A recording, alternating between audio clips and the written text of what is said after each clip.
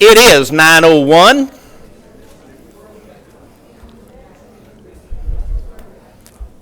About time to get this meeting started. We welcome everyone here this morning. We appreciate your participation. Looks like a full house. It's going to be a fun meeting. Let's start with prayer. Matthew Rowe, if you would come up, please. Emmanuel Episcopal, and start us off with a prayer, please. Good morning, sir. Right there you go. Good morning. Let us pray. Almighty and eternal God, you have gathered us together to live as neighbors in the city of San Angelo, Texas, a place with many opportunities and challenges as well. And you have called the mayor and the members of the city council to elected positions of leadership and guidance and servanthood on behalf of all of us. And we pray, Lord, that you will bless them with wisdom and knowledge and discernment as they take up the issues that will be discussed today. Help them to do their work as your servants and always with a mind toward the common good. We ask these things for the sake of your love. Amen. Thank you, sir. And I have 3 students that are going to help me with the pledge this morning. Alicia Pagano, a 7th grader at Glenn Junior High, Rodrigo Hernandez, a 7th grader at Glenn Junior High, and Charlie Hernandez, 5th grader, Lamar Elementary. Please come up and help me with the pledge.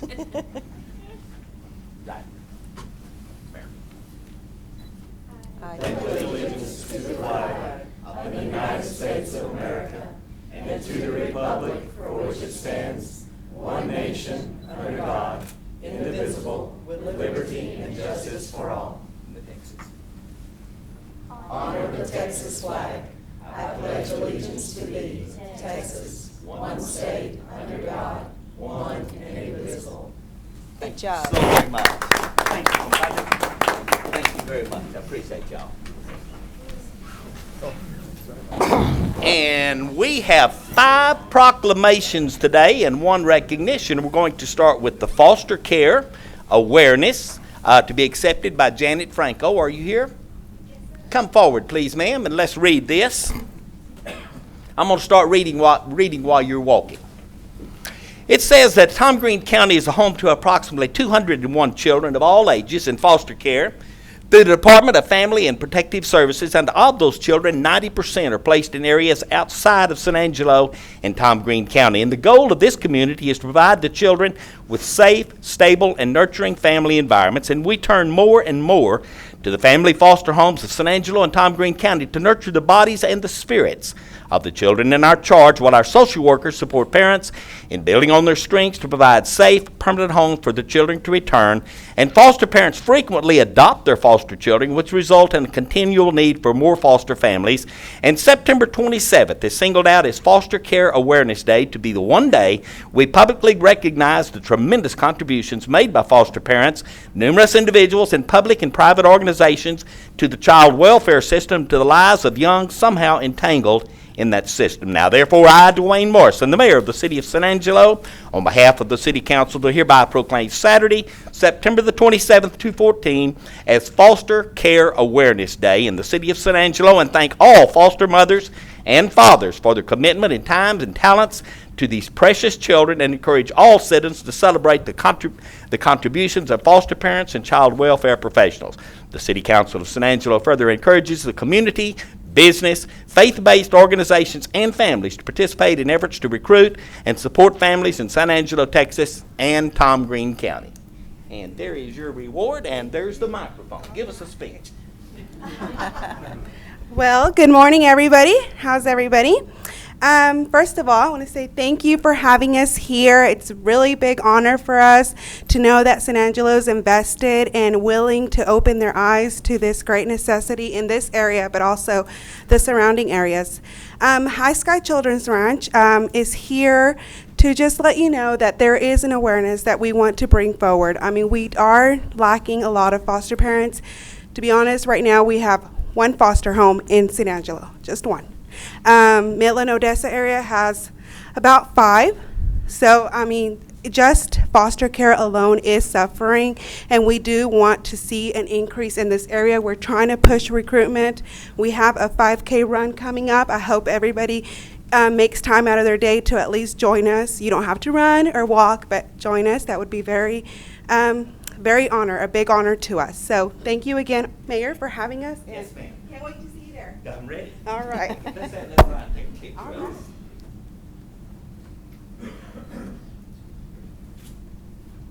Thank you so much. Meals for the elderly.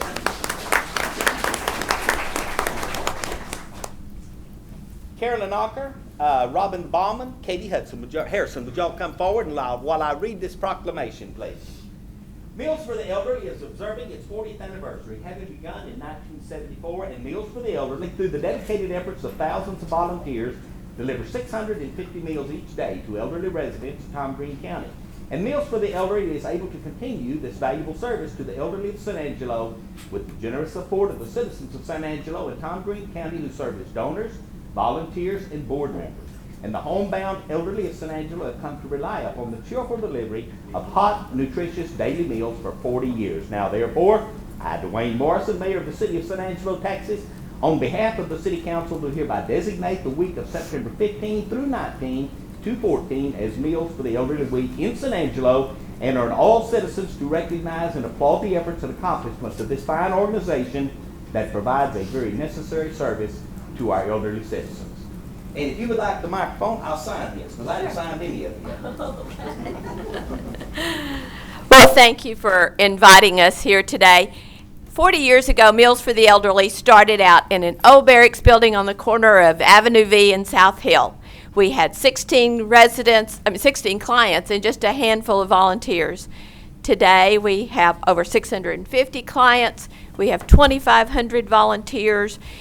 In the past 40 years, we have prepared and delivered almost 3 million meals to over 12,000 clients. We've been able to do that because of the support of this community. We absolutely could not do it without this place that we're living in, and we are so grateful to you. On Friday, between 1 and 3, we're going to celebrate our 40th birthday. We're going to have a birthday party at the museum, and we would love for you to come and celebrate with us. There's no charge. Just come. Wish happy birthday to all of our volunteers who have been helping us all through the years. Come see the pictures, the memorabilia, and just have a good time. We thank you, and God bless you for helping us through all this time. Thank you,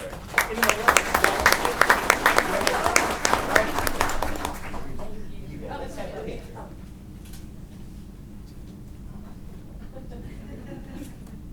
Thank you very much. Appreciate it.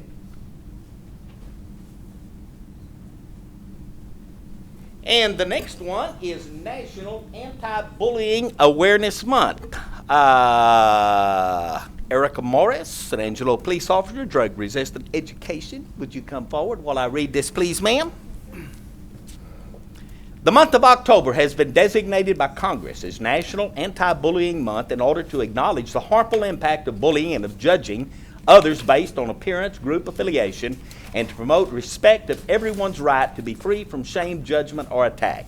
Bullying is a physical, verbal, or emotional harm or intimidation intentionally directed at a person or group of persons and occurs in neighborhoods, playgrounds, schools, through technology such as the internet and cell phones. And research has concluded that bullying is the most common form of violence affecting 13 million American children and adolescents annually. And targets of bullying are more likely to acquire physical, emotional, and learning problems, and those who are bullied often fear such activities, going to school or attending community activities, while children who witness bullying feel less secure and more fearful. And children who bully are at a greater risk of engaging in more serious violent behaviors, and the San Angelo Police Department is committed to working together with the parents, teachers, students, and citizens of San Angelo to inspire change in the social environment of our schools and community. Now, therefore, I, Dwayne Morrison, Mayor of the City of San Angelo, on behalf of the City Council, do hereby proclaim October 2014 as National Anti-Bullying Awareness Month and call upon all citizens and organizations of San Angelo to observe this memorial occasion with appropriate ceremonies and events in which everyone may join in raising bullying awareness in our community. Thank you so much. And there's your microphone. Good morning, everyone. Thank you to Mayor Morrison for having us, and city council members as well, and public. Thank you very much. Bear with me real quickly. I just want to give you guys some national bullying statistics that we have on file. Every year, 13 million students are bullied at school, online, on the bus, at homes, and on their streets. Every month, 3 million students are absent because they feel unsafe at school. 280,000 students are physically attacked in secondary schools each month. Nearly 42% of kids have been bullied online, and almost 1 in 4 have had it happen more than once.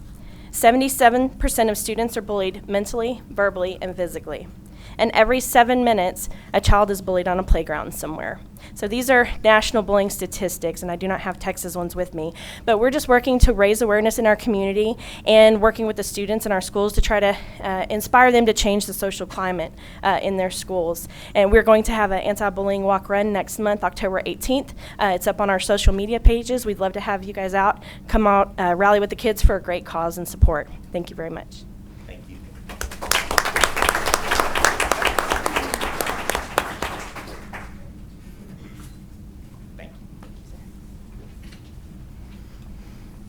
National Community Planning Month. Patrick Howard, come forward, please, sir. While I read this proclamation. Whereas change is constant and it affects all cities, towns, suburbs, counties, boroughs, townships, rural areas, and other places, and community planning and plans can help manage this change in a way that provides better choices for how people work and live, and community planning provides an opportunity for all residents to be meaningfully involved in making choices that determine the future of their communities. And the full benefits of planning require public officials and citizens who understand, support, and demand excellence in planning and plan implementation. And the month of October is designated as National Community Planning Month throughout the United States of America and its territories, and the American Planning Association and its professional institute, the American Institute of Certified Planners, endorse National Community Planning Month as an opportunity to highlight the contributions sound planning and joint plan implementation make to the quality of our settlements and environment. And the celebration of National Community Planning Month gives us the opportunity to publicly recognize the participation and dedication of the members of planning commissions and other citizen planners who have contributed their time and expertise to the improvement of the city of San Angelo. And we recognize the many valuable contributions made by professional community and regional planners of the city of San Angelo, and extend our heartfelt thanks for the continued commitment to public service by these professionals. Now, therefore, I, Dwayne Morrison, Mayor of the great city of San Angelo, on behalf of the City Council, in conjunction with the celebration of National Community Planning Month, do hereby proclaim the month of October 2014 as Community Planning Month, and call upon all citizens and organizations of San Angelo to learn about and engage with the city's planning efforts that will keep our community a great place to live, to work, and to play. Patrick, you want to make a speech, buddy? Sure. Okay. Well, I think Community Planning Month is a great opportunity to underscore the importance of sound planning. We all enjoy the great quality of life here in San Angelo, and the staff and I are committed to helping to continue that great quality of life that we all experience here. And so we'll be having a few activities this month. We're going to be engaging middle school students to give us an idea of what they think this community should look like or will look like in the future. We'll also be doing a walking tour of downtown and some of the historic assets in the community. So we're really excited about Community Planning Month, and thank you all, and hopefully you'll participate.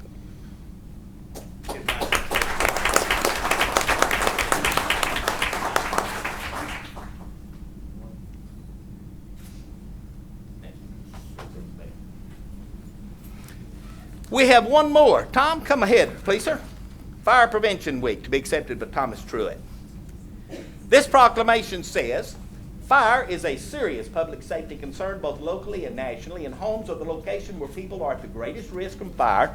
And whereas fire departments in the United States respond to nearly 400,000 home fires in a single year, and San Angelo residents are responsible to public education measures and are able to take personal steps to increase their safety from fire, especially in their homes. And whereas the Fire Service of San Angelo is dedicated to the safety of life and property from the devastating effects of fire, and they are joined by other emergency service providers, businesses, safety advocates, schools, and service clubs. Now, therefore, I, Dwayne Morrison, the mayor of the great city of San Angelo, Texas, on behalf of the city council, do hereby proclaim the work of October 5 through 11, 2014 as Fire Prevention Week and call upon the people of San Angelo to participate in fire prevention activities at home, work, and school and practice home fire safety, especially this week, which commemorates the Great Chicago Fire of 1871, which killed 250 people, left 100,000 homeless, and destroyed 17,400 buildings. Mr. Tom. Thank you. You bet. You got the microphone, buddy. All right. Thank you, Mayor, City Council, City Manager, management and staff. Thank you for this proclamation. We still have the need to observe Fire Prevention Week because we still have fires in the United States. And in 2013, there was 1,240,000 fires that caused 3,240 fire deaths. There were almost 16,000 civilian injuries, and fires caused $11.5 billion of property loss in 2013. So we still need to observe Fire Prevention Week.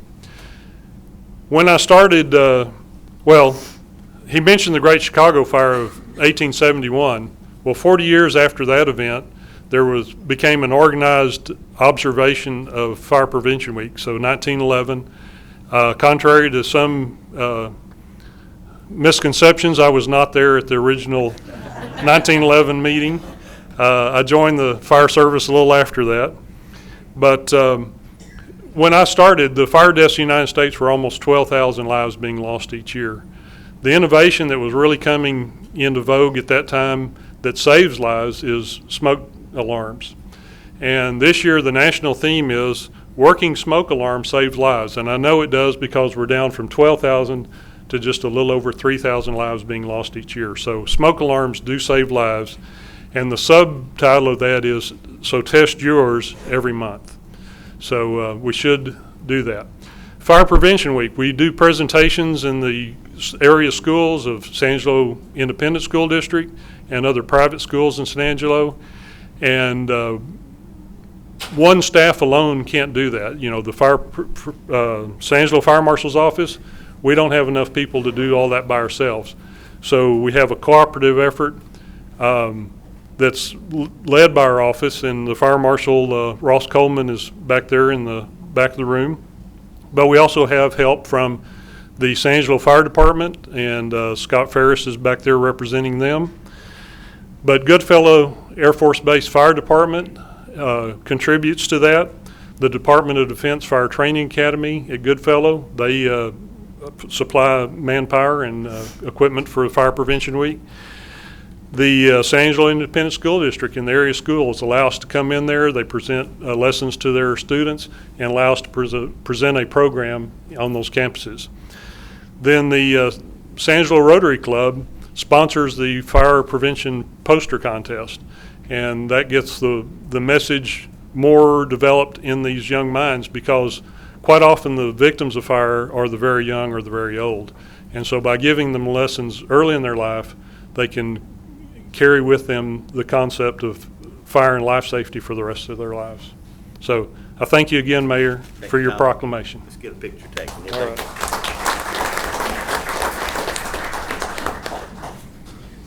Thank you, buddy. Thank you. We have one recognition. I think there's several people out here for this one. The City of San Angelo, Fort Concho, for receiving the Western Museum Award from the American Cowboy Culture Association at the 2014 National Cowboy Symposium and Celebration, and to be accepted by Robert Bluthart, Fort Concho Museum Manager. My goodness, we got some muy malo hombres coming up here now. Come on up. Hello, Bob. Fort Concho won the Western Museum Award from the American Cowboy Culture Association at the 2014 National Cowboy Symposium and Celebration this past weekend in Lubbock. And Fort Concho manager Bob Bluthart accepted the honor on behalf of the fort, noting it represents many years of excellent work by the site staff, boards, and volunteers. Fort Concho has participated in the Cowboy Synopsis with a military field camp for the past 15 years. It was very thoughtful of the association to honor Fort Concho, Bluthart said. This award reflects decades of work we have done in the events, programs, educational activities, preservation, and public service. Alvin Davis, past president of the Synopsian and retired director of Ranching and Heritage Center in Lubbock, presented the award at the symposium. I've only missed it 3 times, but I got it right that 4th time. Symposium's evening program at the Lubbock Civic Center. The National Cowboy Symposium was created in 1989 and occurs every September, and Fort Concho expects to again participate in 2015. And we have a group. You going to introduce them? Dorothy, you going to introduce them, Bob? I will. Have the microphone, please. Thank you, Mayor, council members, city managers, citizens. I brought my posse today. These are just some of the folks that make us look good every day. We have current President Greg Stevens, Fort Concho Museum Board, past President Harry Thomas, Dorothy Douthit. If you haven't listened to her music or eaten her food, you're missing something. And if you're lucky, you get to do it at the same time when she does events at the fort. With the Concho Cowboy Company, we have Jack Smith, Karen Smith, and Conrad McClure, who we're proud to say used to work for us. And he retired, and he now still works for the city part-time. Joyce Gray and Joyce Downing, both of whom are very active in our special events, Frontier Day, Christmas, Speaker Series, and many other programs and events. It is somewhat of an odd thing for a Western military museum to get a cowboy award, but I think cowboys represent the very best and the most interesting of Western culture, and these folks represent the very best of Fort Concho. We are very proud of them, we're very proud of ourselves, and we appreciate your support. Thank you all very much.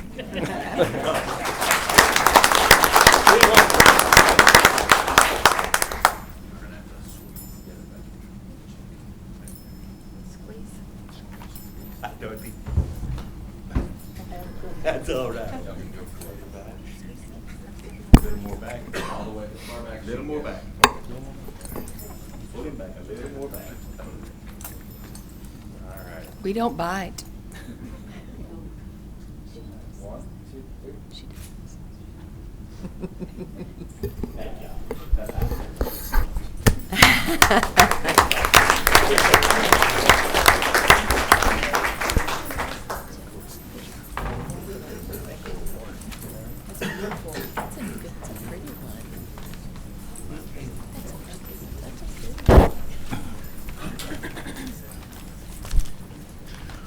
We're going to change the agenda up a little bit this morning. Elizabeth is on AWOL right now from jury duty. We need to get her there as quickly as possible. Daniel needs to leave here about 10 o'clock. He's got a meeting in Austin at 2:30. And I got some kind of ribbon cutting at the library at 12, so I'm going to cut out of here about 11:30 to 12:30. So I think what we're going to do here, we're going to go ahead and take public comment, and then we're going to go directly into our regular agenda, and we will begin with the regular agenda. Then we will come back after we've done the first 2 items, which is 17 and 18. After we've done the first 2 items, this deals with the Walmart deal, and I think maybe someone here for the Walmart deal. Anyone here for the Walmart deal? So we will take that up, and then we'll come back to our consent agenda. Let me read this about public comment. This is a time when we allow the citizens to come forward. I will give you 3 minutes at the microphone. Have you introduce yourself? If there's anything you want to approach the council with, if there's anything you want to put on a future agenda, if you want to complain, if you want to gripe, if you want to praise, we'll take anything you want to give us. Let me read the legalities, and then we'll open it up to public comment. The council takes public comment on all items in the regular agenda. Public input on the regular agenda item will be taken at its appropriate discussion. Public input on an item not on the agenda or consent agenda may be identified and requested for consideration by the council at this time. The council may request an item to be placed on a future agenda or for a consent agenda item to be moved to the regular agenda for public comment. On public hearing items, public input will be received on each item immediately following the council discussion prior to any action on the item. Each member of the public will make the remarks from the podium. Begin by stating your name. Remarks by each item would be limited to 3 minutes unless waived by a council member for all speaking on that matter. No individual will be allowed to speak more than once on any one subject until every citizen wishing to comment has done so. So, the line starts at the front. Line up, all those who want to approach us for public comment, please.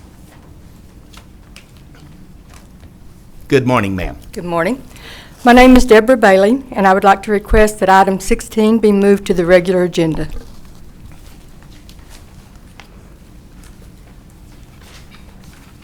Thank you. Anyone else? Good morning. My name is Peggy Tharp. I'm a lifelong member of the San Angelo community and a constituent of Mr. Silva's. And I'm concerned about the possibility or the probability of establishing a sand depot on North Bryant or just off North Bryant on the edge of two residential communities. I understand that you all don't have jurisdiction because the zoning is already in place, but in the interests of community planning and so forth, I would really like, if at all possible, to slow this project down. It kind of came in under the radar. People in the community and particularly people in the neighborhoods have not had much time to talk about it. It's going to alter the quality of life for those who live in the general vicinity. I live over by the base and work on 39th Street, and so I used to drive down Hughes Street going to work every morning and coming home after lunch. I no longer do that because the dust is so bad that sometimes when the wind is blowing, visibility is practically impossible. I can't imagine living next door to that kind of environment. I also live in a neighborhood where our two exit routes are South Bell Street and Avenue L, and I think the traffic involved in moving trucks and trains in and out of this area all day and over on Hughes Street all night sometimes is a serious problem for folks who live on that end of town, and I would appreciate you all's doing anything you can do to slow it down and let us at least think about it before it happens. Thank you, ma'am. Duly noted. And I suppose probably every one of us have got a few calls on this. So, Jesse? Thank you, ma'am. Thank you, Mayor, council members. My name is Jesse Martinez, and I, too, am here to voice my opposition to this fracking and sanding facility. Not necessarily the business venture, but the location of this venture. I realize that this issue has not come before the council, but it will. You know that it's coming. And I do not represent any organization, but I do speak for many, many of my neighbors. We do have some reasons for opposition. Our primary concern, as briefly mentioned a while ago, is one of health and safety. For sure, there will be pollutants coming from this fracking sand. They will be into the air that we breathe. I do live just one block from this proposed facility. And so our concern is that these pollutants will be or exacerbate the health issues from some of our children, maybe our seniors, who already are suffering from respiratory or cardio obstruction issues. So we want to make sure that these pollutants, chemicals, and toxins aren't in the air causing these types of serious problems. I also urge the council, if this, as this process moves forward, to contact the Environmental Protection Agency to conduct a study of air quality control to make sure that the air quality standards are not being violated, because I believe that they may be and will be. And I think that this council has an obligation to make sure that the pollutants caused by this fracking sand will not harm our citizens. Our secondary concern, of course, is the increase in heavy truck traffic. It's not right to have 18-wheelers coming down narrow neighborhood streets. This is what will happen.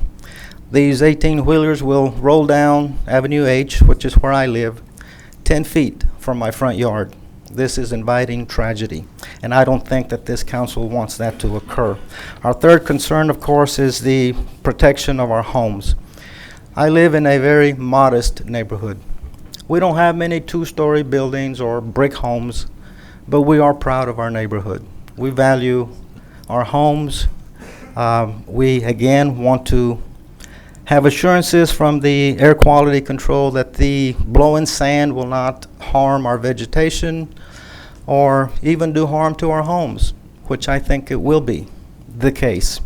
So that we want some assurances that this is not going to happen. And I don't think that this council would be in favor of further deterioration and depreciation of our property and our homes, which this neighborhood, by the way, has been around since the 1950s. This is where I grew up.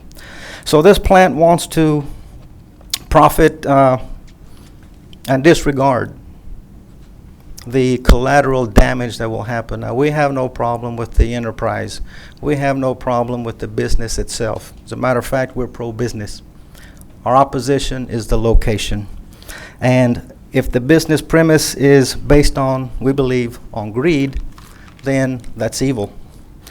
And the love of money, we know, is evil. So the proposal site, therefore, is evil. And in closing, I know that this issue is going to require legal answers. But these legal answers should be reconciled with moral standards. And all I ask the council as this issue comes forward is that you listen to your conscience. And in that, your conscience will reveal your moral character. Thank you. Thank you, Jesse. That was not poquito. Mr. Mayor? Yes, ma'am. May I, for those that are not going to be here at the end of our meeting when we set future agenda items, I had already decided to place on the agenda for our next meeting for council to review the definition of light manufacturing and heavy manufacturing so that we could look at these issues from the legal standpoint. And that's about all I can say at this time. Thank you, Jesse. Thank you, Ms. Starr. Very well said. Anyone else? Come ahead, Jerry. Exacerbate. Is that the word you used? I tried. Can you spell it? I can. Good morning, Mayor, Manager, City Council, staff. My name is Jerry C., and I am one of the senior leaders of WTOS. And my concern today is something that we, back quite a few years ago, when you were working and some of you were on the city council, had agreed that the city would have a clear policy that anyone can see what's really going on, clarity of government, and an inclusive government where each one of you guys' districts would get a share, if not an equal share, of the tax money that they're spending, your people are spending. But my concern today, that's these delays on 19th Street, delays on the Chadburn Street corridor. These things has been on the table for 5 years or more. And now there's been all kind of delays and things that has to start all over again to reinvent the wheel. But my concern today is one of the most blatant things that I think that could be done. Back a few meetings ago, there was a zone change in the neighborhood that I'm in. That's District 4, over there by St. Paul Baptist Church, and our concern was what was going to go in there. It was changed, and this is a good thing. Now, this falls under the tiers zone for the north and south tier zone. Okay, now the north side tier zone has its money, south side tier zone has their money. When it was agreed that there would be a split in the tier zone and each side would get the use of their own money, I thought, I call it the Mason-Dixon line. That's the freeway. That was the dividing point, okay? Now I see that the line has gone further toward downtown to 3rd Street, and the north side money has been used to build these streets over there, which is not according to the complete plan. But anyway, that's another story. But now, the Tiers Board now is want to flip-flop again. The new property that was zoned for business over there, there's a new business coming in over there. Behind that school, between the school and the freeway, there's a business coming in, which would put that on the north side tier zone, which the tax money from that business would be used to improve the north side business district. Okay? The tiers board now want to move the line back again up to where, 14th or something, which would take, with the new business coming in, the tax money would go to the downtown business again. See, this is not clarity in government. This is, Ray Charles can see through that, you know, and that is not fair to the citizens of these areas, and we deserve our money being spent where it should be, and we expect our city council and our government to honor the commitments that was made back in, what, 2009, 2010, 11, whenever. All of these plans have been made and had been approved and gone through city council, but it's been delayed. And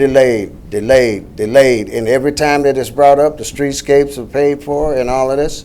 And the engineering, they said, well, the engineering is not done. But then they also say that the new people coming in, it's their fault because they don't know. It's not the new people's fault because you have computers. And all of these people that are coming in are very bright, intelligent people. They can sit down at a table and pick up the job from where it was stopped the last time a sentence was wrote. They can pick it up and go from there. So we need clarity in government like we had before, and there are those that would rather it go back to like it was before, because now, you know, we're building away from our city, and each one of our districts are not getting the use of the money that they should be, and there's a disproportionate amount of money that's spent out Southwest, and it's going to be even more. Now, you're building a whole brand new city out Southwest, a brand new city, and it's not, a lot of people don't know anything about it, but there's a whole brand new city being built out there, and tax money, everybody said, well, you know, the contractors, that's the contractors. Yeah, I'm sorry. It's something to think about. Just think about it, you know. And I think that the government should honor their word. And I heard in a speech that this would happen, that all of the programs that was on the back burner would be taken care of. And I appreciate your time. Thank you very much. Thank you, Jerry. Anyone else care to approach? Hello, Carl. Really quick, Carl White, Parks and Recreation Director. Want to remind everybody about Riverfest coming up this Friday, starting at 7 o'clock with music at the River Stage, continuing all day Saturday with lots of activities, and ending at 7 o'clock with a concert at the River Stage. We are watching the weather. The hurricane that hit the Baja area is pushing moisture this way, which is fantastic. Looks like we have chances for rain all week and also this weekend, but we're going to have the event Rain or Shine. I've got some flyers I'll put in the back. Thank you. Thank you, Carl. Anyone else? Welcome back. Last call. All right, then, let's move on to item number 17 under G, which is public hearing and comment. This is consideration of approving an amendment to vision plan component of the San Angelo Hope Comprehensive Plan update adopted in 2009, specifically an approximately 21.5 acre tract located in the southeast corner of the intersection of South Bryan Boulevard and Ben Ficklin Road in southern San Angelo. Rebecca Guerra. Good morning, Mr. Mayor, members of the council. Rebecca Guerra, Planning Manager. Item 17 is a comprehensive plan amendment that is a vision plan amendment, as you all may know, of 21.5 acres, which is located at the southeast corner of Bryant Boulevard and Ben Ficklin. It is in District 1, Councilman Fleming's district, and it's in the Rio Vista neighborhood. Now, this item and the next item, which is item 18, are actually together. This is the Walmart item, and so this is the comprehensive plan portion where we're changing the future land use. It's the next item where we'll be changing the zoning. So the future land use, the existing future land use is commercial and neighborhood, and the applicant is proposing to go to neighborhood center. Staff recommends approval for the following reasons before you and in your staff reports. The area serves as a key commercial node. It's in close proximity to the major thoroughfare. It provides effective transition in land uses. It's compatible with the existing land uses, and it's consistent with the major thoroughfare plan. On August the 25th, the Planning Commission unanimously recommended approval of the comprehensive plan amendment. The action requested today is to approve case VP 1404 and amend the vision plan component of the comprehensive plan. This concludes staff's presentation. We're available for any questions you may have. Thank you. Rodney, you want to take the lead on this, buddy? It's yours. I'm going to make this easy. I move that we accept the planned amendment as presented. Second. We do have a motion to accept the amendment as presented. I do have a second. I'll call for any council discussion on this at the time. Anyone care to weigh in? Call for public comment on this. The motion has been made that we accept this. I will call for the vote. All in favor, please say aye. Aye. Any opposed, nay. Put a 7-0 on it. Let's move on now to item number 18. Yes, sir. I apologize. Am I getting ahead of you? No, sir. Okay. Item number 18 is the first public hearing and consideration of introducing an ordinance amending Chapter 12, Exhibit A, zoning ordinance, code of ordinances, City of San Angelo, PD 1402, Kimley, Horn and Associates.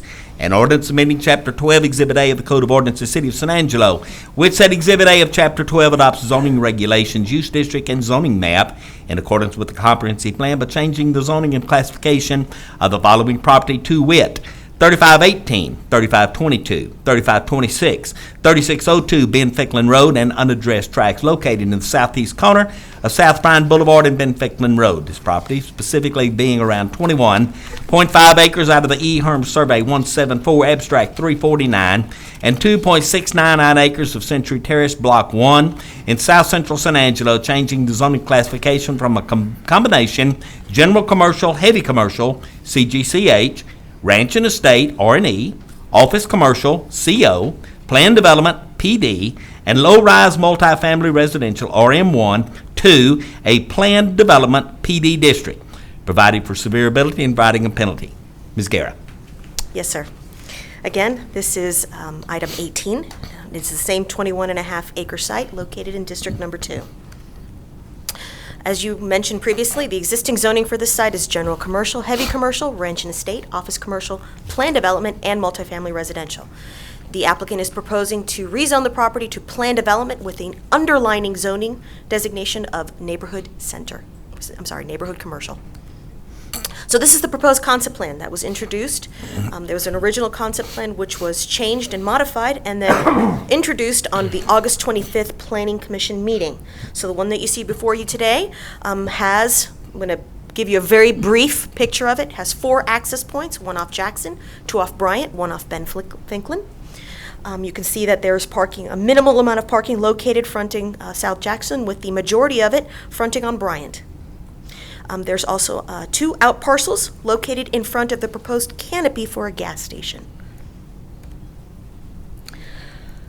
13 notices were sent within a 200-foot radius. 5 favorable responses were received from within the radius itself. 54 favorable responses were received outside of the radius. The map you see before you today, in fact, shows that radius. There was also a petition that was received and made part of your packets. 77 individuals signed that petition indicating that they were opposed to the request. Staff's recommendation is approval for the following reasons before you and in your staff reports. The area serves a key commercial node. It's in close proximity to the major thoroughfare. It provides effective transition in land uses. It's compatible with existing land uses, and it is consistent with the major thoroughfare plan. There were 10 conditions of approval associated with this request that were listed in your staff report. On August the 25th, the Planning Commission unanimously recommended a denial of the rezoning request. Therefore, the action requested today is to approve case PD 1402, subject to conditions of approval, and adopt the ordinance on first reading. And I need to make sure that you're aware of the fact that because of the number of notifications that were received, contrary, or that is an objection to the request, a supermajority vote is required. So that is, in order for this to pass, at minimum 6 favorable votes need to be turned in from this council. This concludes staff's presentation. We're available for any questions you may have. Thank you. All right. Do we start with proponents? Can I ask questions about the vote? Yes, ma'am. Can you go back to the last vote at the Planning Commission meeting? Can you tell us who was present? Everyone. It was a complete quorum of the Planning Commission. That's not true. Quorum. There's 5. There was only Oh, 5. I though. apologize, There's I 7. apologize. The chair was not there, but there was in fact a quorum. Okay, can you tell me who was there so that I know who voted Or who was absent? or who was absent? The chair was absent. There were two absents, right? The chair was absent. I don't know anybody on the commission yet. Because I'm I sorry. remember it We'll- being We'll get the reported. names. The chair wasn't there, and there was one other person, and we'll get those names for you. Because I remember seeing it reported differently. That's why I asked. Absolutely, I'll find that out right now. I couldn't find any minutes of the commission. Could you tell me what their reasons were for denial? Ma'am, there was a discussion about tabling the item, that perhaps there needed to be more discussion. It was the applicant, and they can come up and give you a more sound reason as to why they wanted it to have a vote that day, but it was the applicants who asked the Planning Commission to vote on the item that day. And in fact, the Planning Commission did so and voted unanimously, given the fact that they wanted a decision that day.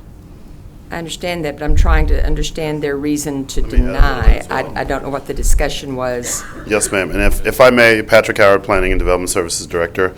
At the meeting, there was several concerns, primarily about the access off Jackson.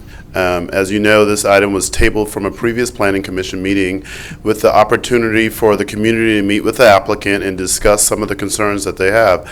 We believe that most of those concerns were addressed subsequent to the secondary, or the subsequent submission of a concept plan that was modified greatly. But there were still concerns primarily about the traffic along South Jackson. Thank you. And it was not a unanimous vote, it was a 3-2 vote. That's correct. We're going to get the names for you of those individuals. Okay. We're going to start with the proponents or the opponents. Rodney, this is yours. You want to get started on it? You want to get, here's some I'd rather hear from the opponents first and then Okay. have them come up. I think the homeowners association president is going to, he's given us some papers saying what they're asking for and some of the changes. Would you like to speak, Stan? Let's start with Stan Metters. If you would come up, I'm going to give you a few extra minutes, Stan, so that since you're speaking for the group, and after you're through, then I will open the floor up to other opponents, but I am going to limit you to 3 minutes. So let's start with you. And I would ask that we only hear these things one time. If it's already been said, we don't need to say it again. So Right. Thank you very much. State your name and get yes, started, sir. please. Stan Metter, here on behalf of the Century Park Homeowners Association. And I guess just to kind of, well, we have been working with Walmart and council and staff really since late July, mid-July, and trying to work out and understand what the impacts this development would have, and then obviously have been interested in trying to do what we can to protect the interest of our neighborhood, a quiet neighborhood on the southeast side of town, and really trying to figure out how we can mitigate some of those negative impacts.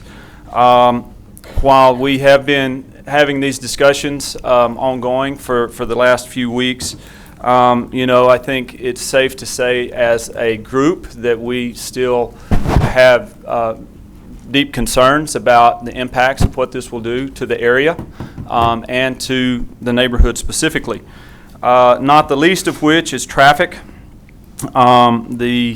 As has already been pointed out this morning, and I'm sure y'all are hearing it every time you get together, traffic is more and more a concern and a problem. In fact, it was released just within the last few weeks, the Texas A&M Transportation Institute. We have now in San Angelo, we have 19 rights-of-ways, city streets, roads in and around San Angelo that meet their standard to be put on the list. The number one stretch of highway in the city of San Angelo, the highest ranking stretch for the worst congestion on this Texas A&M Transportation Institute report released at the end of August, reflecting 2013 numbers, is the stretch of U.S. Highway 87, U.S. 277, commonly called Bryant Boulevard, from Houston Hart Expressway down to the south end of town. So here we are. That's exactly where we're talking about. Walmart themselves have indicated that that their numbers reflect that you have about a 15% usage of lateral type of entrances as opposed to a main entrance. We don't have the map up, but what I'm referring to is that South Jackson entrance. That's going to put, I'd say, at least 300 cars a day on South Jackson that frankly just aren't there right now, and that's a pretty big jump. Referring to this entrance here off of South Jackson is what we're talking about. And I think at the end of the day, the biggest concern has been, and the biggest point of contention has been the access point, that particular access point between the proposed Walmart property and South Jackson. And more broadly to the neighborhood in general, being the South Jackson intersection with Bryant Boulevard, and then the new proposed traffic signal up at a more, what I guess is considered a main entrance up a little further north. All of that said, we have been working back and forth principally with Councilman Fleming and have had a number of ideas put forth, some of which have involved more decision-making on behalf of the city in terms of can there be no parking zones on a particular stretch of a right-of-way, or the type of striping or traffic control measures that we could install that would mitigate traffic flow into an otherwise limited access neighborhood, to things such as fencing around the property and screening, planting of trees, just the general look of the property and what it is facing certainly the South Jackson area. There has been back and forth, and Councilman Fleming, and I think that's been given around just a rundown of a summary. The city staff also prepared one of these synopsis of where we stand on the matters and what we have asked for as a community, as a homeowners association, and then really kind of where Walmart has agreed to do certain things, where the city will allow, what they will allow, what can't be done. And so I think at this point, I think Councilman Fleming knows what our issues are and where we would really like to hold firm on trying to get some of these measures implemented. One of which I would highlight is a crossbar type apparatus over the entrance in South Jackson. All parties agreed to making that access point a no truck traffic entrance. One of to the point that was raised a minute ago, one of the concerns that was expressed by the Planning and Zoning Commissioner, who actually moved to deny the approval, was that he felt like that signs only would be inadequate, that invariably you would have trucks pulling into there if they know they can, if they think they can. And so we've requested that some type of crossbar. We understand that the fire marshal has weighed in and that there is a concern for having adequate number of access points for emergency vehicles. We're not trying to impede that. We think there are any number of options that could be implemented with the crossbar, a breakaway type one. I actually have a picture. We've had one resident drive around San Angelo. If you want any pictures of crossbars at places around San Angelo, we've got them, that give ideas on how you can have breakaways that would help that. But certainly we feel like that would go a long ways in being a much more visible deterrent of keeping trucks from running in and out of there, as opposed to just some sign that kind of melts away and is quickly forgotten and not seen anymore. I think some of the other items that are of more significance to us is the screening aspect and a wall, at least at minimum along the South Jackson right-of-way. There's been quite a bit of talk back and forth on that, on what type of structure would be erected, and then any additional screening that might be required or not, that might be in the form of trees, whether that's the native vegetation that's there today be left, or plantings of additional trees. one of the other, we've asked for a no parking zone along the South Jackson right-of-way, both sides of the street from South Bryant eastward to the end of South Jackson where it turns into a private drive. We have spoken to all parties involved that have any ownership interest on either side of that right-of-way in that entire block, and there's no opposition to such a designation. But again, that really doesn't depend on Walmart's willingness or ability to do anything or ours. That really resides with city and the city staff in determining what areas are no parking zones outside of that planned development.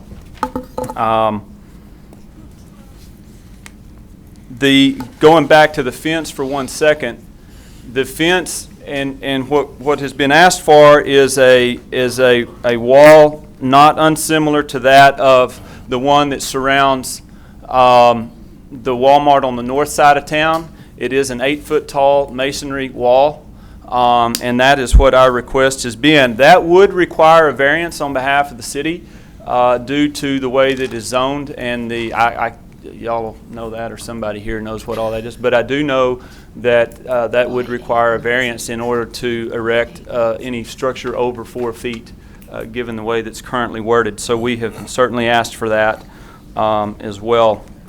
And I think really that kind of hits more of the broader points. I think one of the things that has been, in my inexperience and lack of knowledge, just maybe enough to be dangerous on this broader topic, is how some of this all gets rolled up and put together in what actually is done and when. We do have, frankly, concerns that if some of these requests that we have made that Walmart agrees to, or that are required of them, if they are not captured in that plan development and in that language, we do feel exposed. We feel like it will be difficult to get some compliance on some of these matters down the road.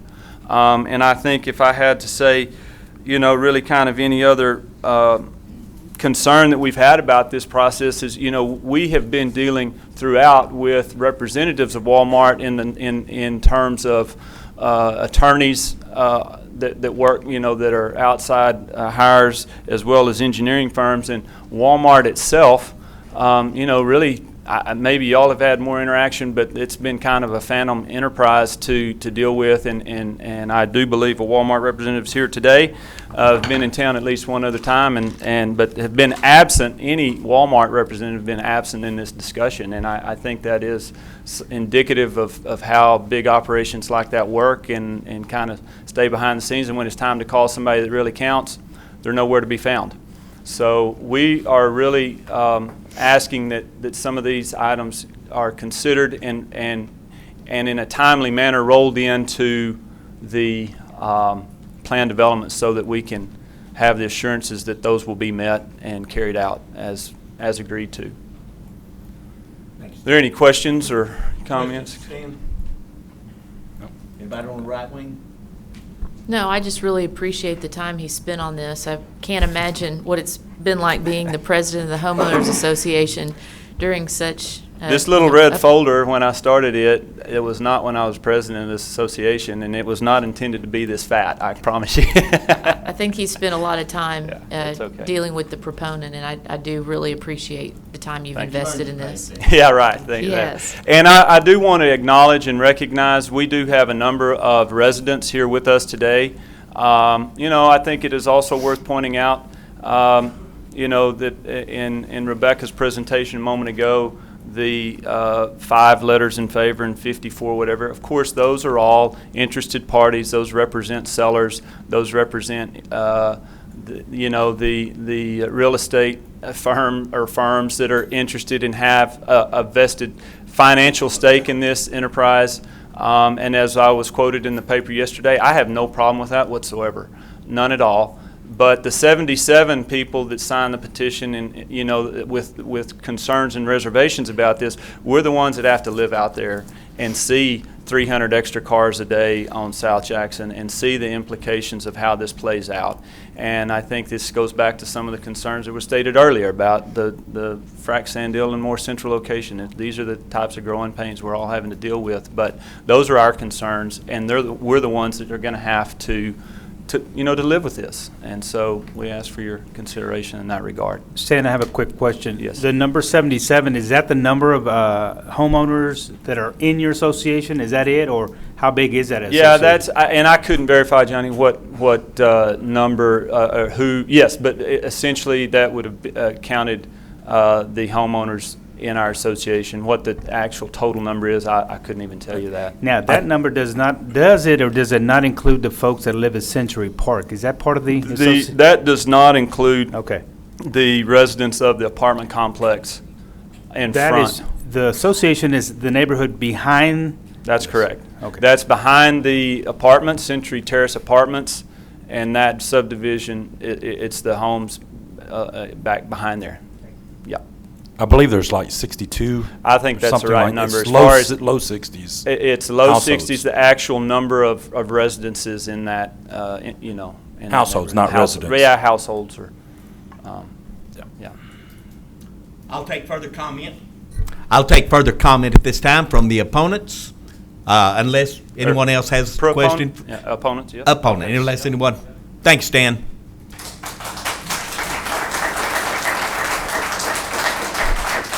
I will limit the remarks to 3 minutes. I'll do my and best. I'll ask that you not repeat over and over the same things, please. Good morning. My name is Bob Housley, and I want to visit a little bit this morning in response to my need as far as Jackson and Bryant Street. I came before the council on the 25th, and we talked about some of these issues that came up again this morning, but for the benefit of each of you, I'd like to just share with you that I have been on that corner of Jackson and South Bryant since 1999, and at the time that I moved there, we chose not to get involved in putting any type of entrance on Jackson Street because of the homeowners living to the right of our property. We chose to ask, and we did receive from the Texas Department of Transportation to put a opening in the front of our building so that we could come off of North Bryant to get into our property. Over the years, of course, we have grown. Today, Housing Communications has a payroll in San Angelo of $4.5 million. We have 97 people working in that office on the corner. We also have about 85 to 95 vehicles that come into that property every morning to go to work and go home in the afternoon, and of course during the lunch hour several of them leave. That doesn't include all the people that come into our property, such as subcontractors or other people to pick up equipment or whatever. Now, I believe in people being prosperous and being able to move to our city. I don't think that Walmart needs another store personally, but if they want one and they want to spend the money, that's their business. I don't have any problem with Walmart being next door to me. I do have a problem with them getting access to Jackson Street. The reason for that being is that when you come off the property or come off of North Jackson, if you were in San Angelo coming to my property and you need to make a left-hand turn to go into my business, you go to a arrow light, which is the inside lane, and if you want to turn in on Jackson Street, if there's one car waiting at the stop sign to make a right turn, go across Jackson going westbound, or making a left-hand turn going southbound, I can't turn in because they have my entrance blocked. So we have to make a U-turn and hope that we can get over in the right-hand lane while the light is still in our favor to get into our parking lot. It's a congestion issue. And I think that with the access of Jackson Street, Jackson Street being open behind my building, it will even be a more significant issue. At the meeting that we had on the 25th, Walmart came up here and stated that they had talked to me about releasing one of my cuts that comes in off of North Bryant, that they would like, if they had that, they may not be in a position to have to use the Jackson Street exit behind my building for ingress and egress. Number one, no one has ever talked to me from Walmart except a gentleman that came out and threw a contract on my desk trying to buy my property. And when I refused him, He said, well, don't worry about it, we'll build around you. I thought that was not in order of trying to do business with people that cared. Again, I have no problem with Walmart being in town. I do have a problem with any type of access on Jackson Street. Now, based on what I just said about Walmart and taking one of my cuts that I have in front, I went to the Texas Department and visited with some folks over there, and they encouraged me, or didn't encourage me, I encouraged myself by talking with them, that they would consider if I would donate my nearest cut on the north side, which is right up next to their property line. If you flipped it, it would be on their property. I would agree with Walmart this morning to give them that cut so that Texas Dot will just let them move it over on their property, which would give them another access into the property. And I don't know if I've got, if you will notice where I have the little mark, my property, that cut is right there. Their property is just right in here. And I'd be willing to give them that cut, and I would have mine turned completely asphalted up, make it where it's not available to anyone, if they would consider taking, and they can put their street in. Oh, excuse me. I'm sorry. And they would consider, they could have a street that come in right next to my property and go back to their parking lot behind over near Jackson, but just don't cut off that street that goes out into Jackson, which would give them, they wouldn't need that because that would give them another entry. And I want to talk a little bit about on the north side of their property, which comes out to... Just a minute, Mr. Housley. Mm-hmm. He's away over his 3 minutes. Does council say all right? Let him talk? I'd like for him to finish talking. Okay. Marty? I won't take but just a minute. Johnny? I'll talk as fast as I can. But if they would consider doing that, and I would give them that opportunity to have that other entry off of Bryant Boulevard, and we know that on the north side up here, if they would take their fuel area and move it back over on my side, back on what I would call the south side of their business, that would also take the possibility of fire away from a lot of parked cars there. It would also give fire department more access to get in. And we know in the very near future, if Walmart starts building here, up by, I guess it's San Jacinto and Ben Ficklin, there's another out there, and there'll be a strip center going there, and there'll even be more opportunity for people to get ingress and egress into Walmart as time goes by. We want to work with them, and I don't have any problem doing that, provided they would withdraw from an entry on Jackson Street behind my office. And I think it's a major safety issue if you let that happen. And we're willing to do that.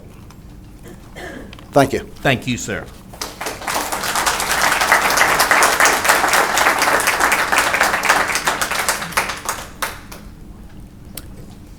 Anyone else care to speak to this?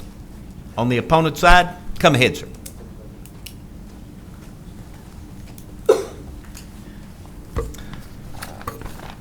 I am Eddie Dismukes, and I am here on behalf of all the people of San Angelo who are concerned about their water. But before I start, which is going to be less than 3 minutes, I won't be as long as Bob, I promise. I want all the people with Century Park to stand up, please. So that will give you an indication who's here with Century Park. But I'm here for the people of San Angelo who are concerned about their water. First of all, Walmart has proposed the site is right on top of our drinking water. That goes right down to Lone Wolf Dam, and that's where we get our drinking water. That's right on top of it. And you would think that that's not a big problem because they have all these deals that say they're going to do wonderful things to prevent pollution of our water. On January 22nd, 2004, the Catawba Riverkeeper in Belmont, North Carolina, Walmart was a practice of storing tons of lawn and garden products on pellets outdoor in the parking lot. These contain chemicals that are known to cause birth defects or other reproduction harm and are extremely toxic to aquatic life. Walmart's practice of stockpiling tons of these chemicals outdoors in the open results of chemicals washing into storm drains when it rains. Storm drain collection system eventually discharge accumulated rainwater to streams. They're right on the top of our water. They don't have to go into anywhere else to get it. It's going right there. That's into our primary source of drinking water. August 2005, in Connecticut, Walmart agreed to pay $1.15 million for threatening rivers and streams with chemical pollution. I'm sure before all that situation started, they said, no problem, we've got it under control. Well, they paid $1.15 million. We don't want to be involved in that. They can find another place in San Angelo. Large parking lots such as Walmart's generate huge volumes of polluted storm water runoff. Each acre of parking service produces average runoff of 25,000 gallons of water during a 1-inch rain. We had a 7-inch rain the other day. Oh, I've got others to tell you, but I'm running short of time. I just want to say that I think Walmart could find a better place than where this area is that will not pollute our water. So I am asking the city of San Angelo, the people of San Angelo, to do something about our water. I'm concerned about it. Thank you. Thank you, sir.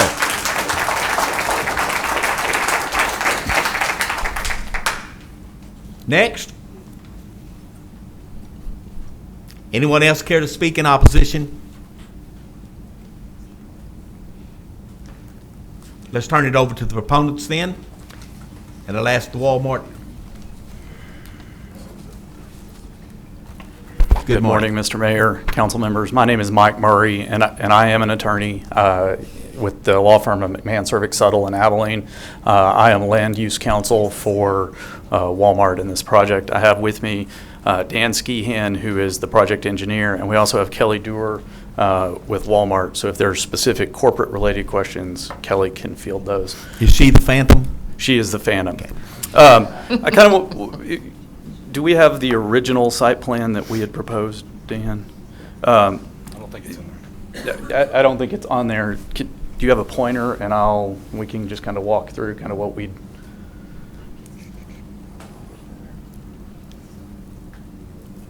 Kind of as a background, we came to the city January, February, and started discussing with the city what we wanted to do on this project. At the time, we came forward, we put in a plan, we requested our zoning. In June, we came to planning and zoning. The project was tabled based upon some opposition, and we were given the opportunity to go work with the neighborhood. At the time in June, what we had planned were, you can see here, we had 2 proposed access points on Jackson Street, one kind of in the middle of the project and one on the far east. We also had a number of loading docks on the southeast corner, and then the parking field immediately south of the building here extended almost all the way to Jackson Street. We met with the neighborhood association in July, listened to their concerns, and went back to the drawing board and put the plan that was presented to planning and zoning. That plan eliminates the one of the access points on Jackson. It also flips the truck loading, and all trucks are now located on the northern end and will access the property from the Bryant Street access.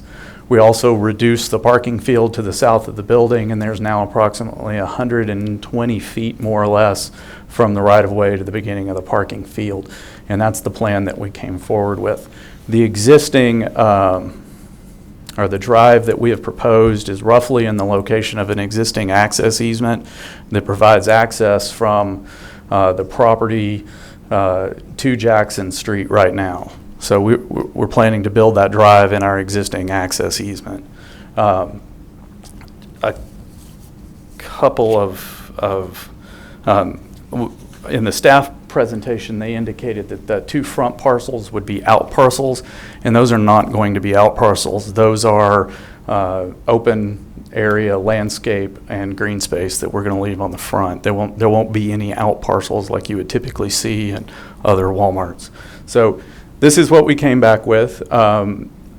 We met with the council, and the Planning and Zoning Commission. The vote was 3-2 to deny, and it really, I think, the denial stemmed on the Jackson Street access and whether or not that access is appropriate. For our site plan to work, we need that Jackson Street access. Mr. Housley's comments about donating the drive along Bryant to give us 3 access points along Bryant, we would still need to go to TxDOT and get a variance for our access drive, and so that's not a guarantee that we would be able to get that access point. Due to the speed limit and the spacing of drives all along that area, my understanding is we don't meet the necessary criteria to get those access points.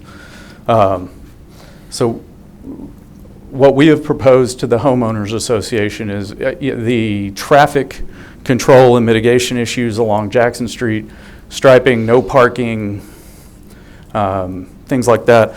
If the city will approve those are things that we're willing to do. I know one of the questions was a crosswalk. The staff proposal before you indicated the crosswalk would be at Bryant in Jackson, and it's our understanding that the crosswalk is actually wanted in the middle. Right. And so we would be willing to put that in if those are things the city would approve. I think the 2 sticking points beyond the Jackson Street access are the type of screening wall that would be built there. At the HOA meeting we had in July, we suggested building a 6-foot wooden fence with stone columns that's similar to what the HOA currently has. The staff report has come back and suggested a 4-foot screening fence, to which we still prefer the wooden fence, but as I indicated to the HOA and to Councilman Fleming yesterday by email, Walmart would agree to build a 6-foot precast concrete screening wall, and that is the wall. This is a picture of that, and this is the type of wall that is located at the North San Angelo Walmart, and that is a 6-foot precast wall, not an 8-foot wall. So we would be willing to do that 6-foot wall in that area. As to the landscape, our plan is to leave as much of, this is a picture of kind of the native area. Our plan would be to leave as many of those mature trees as is possible there inside the wall, so that you would see the wall first and then the tree canopy over the top of the wall. And then where there are gaps necessary, we would fill those in. The staff proposed, or in the report, would basically double the amount of trees that Walmart had proposed to build or to install. We have 32 trees, and the staff report would take us up to 65. The additional landscape that's been requested by the HOA is unnecessary if we're able to keep this native vegetative buffer in there behind the wall. So with that, I'm happy to answer any questions. Dan can answer any of the engineering type questions, and Kelly can answer any of the specific questions. Would you be opposed to that crossbar, the breakaway? Our preference is not to do that. If the city requires it, we will, but our preference would not to do it. We think it impedes traffic generally. 95% of the truck traffic that comes to this site are controlled access trucks, meaning they're Walmart trucks. Those drivers have explicit instructions to enter and exit on the on the northern access. The only other trucks that would be coming here would be your vendor trucks, beer, soda, bread, etc. And those trucks also are given explicit directions on how to access this site. So there are other trucks, not semis that are private vehicle trucks that are going to come in here, and that crossbar hinders traffic generally. It also can create a problem with the emergency vehicles. But it would have to be a breakaway, because once a truck gets in there, there's no way to get out. Right.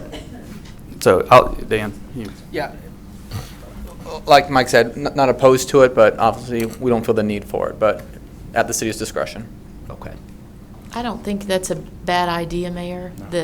I think if we use something that is not going to damage a vehicle, I'm much more concerned about emergency vehicles getting in than anything. So I want to protect the taxpayers' equipment as well. So you say no breakaway bar? I would be okay with a breakaway bar, yeah. as long as it's something, again, that's not going to hurt our emergency access. That's the way our I own feel about it. I don't have a problem with it as long as it's a breakaway, but it's going to have to be a breakaway. Is Ross here? Yes. Ross Coleman, are you here? Dan, how He may be tall running are down the those stairs. breakaway bars? I mean, what is the height requirement? Or We can set that height however you want. We'd coordinate with the fire department to set that height on what they need for their vehicles. Thank you, sir. Charlotte? I have experience with breakaway bars in communities, apartment communities, and I'll give you the location on Lindenwood. There at the end where it dead ends and Creekside Apartments built in there, and they were required to put in a breakaway bar, which stayed broken most of the time with people that drove through it just because. And they don't seem to work like they should in heavy traffic areas. People get aggravated because they don't come up and down fast enough. Ross, what height requirement would we need for that ladder truck? That ladder truck's the biggest truck we have, right? Yes, about 13 and a half feet, so 14 feet probably to the bottom. So even if we made it where it wouldn't block that truck, then you're pretty much knocking out any other truck that would go through your there. 18-wheelers are going to be a little bit higher on the They will be taller? Yeah, on the cargo side. So the we can ladder make- truck, the very top of the ladder is going to be about 13 and a half, if I remember correctly. And so it would be possible for us possibly to put in one of these at like 14 feet or something like that, and just Yeah, above what the we'd have ladder. to look at Walmart specs on their trucks and see how high they're riding. What my feeling is on this, and I've met with them, believe me, I've had more meetings on this and more phone calls than I had on the trash situation that we had. I would rather give the neighborhood a few things and I don't know how this vote's going to go anyways, but my opinion is that we would give them a few of these things that they're asking for. The variance on the rock wall, I think that we should give them the variance on the rock wall. We'll have to bring it back to us. But instead of doing a 4-foot precast stone wall, it should be at a minimum 6 feet. I would like 8 feet, but I think we could get by with 6 feet with the natural cover that's back behind their stand. I think that would work out pretty good. And the amount of vegetation that they're saying that they're going to plant back behind there, the bigger trees that would be back there. So I think if we came back with a 6-foot wall, that would work.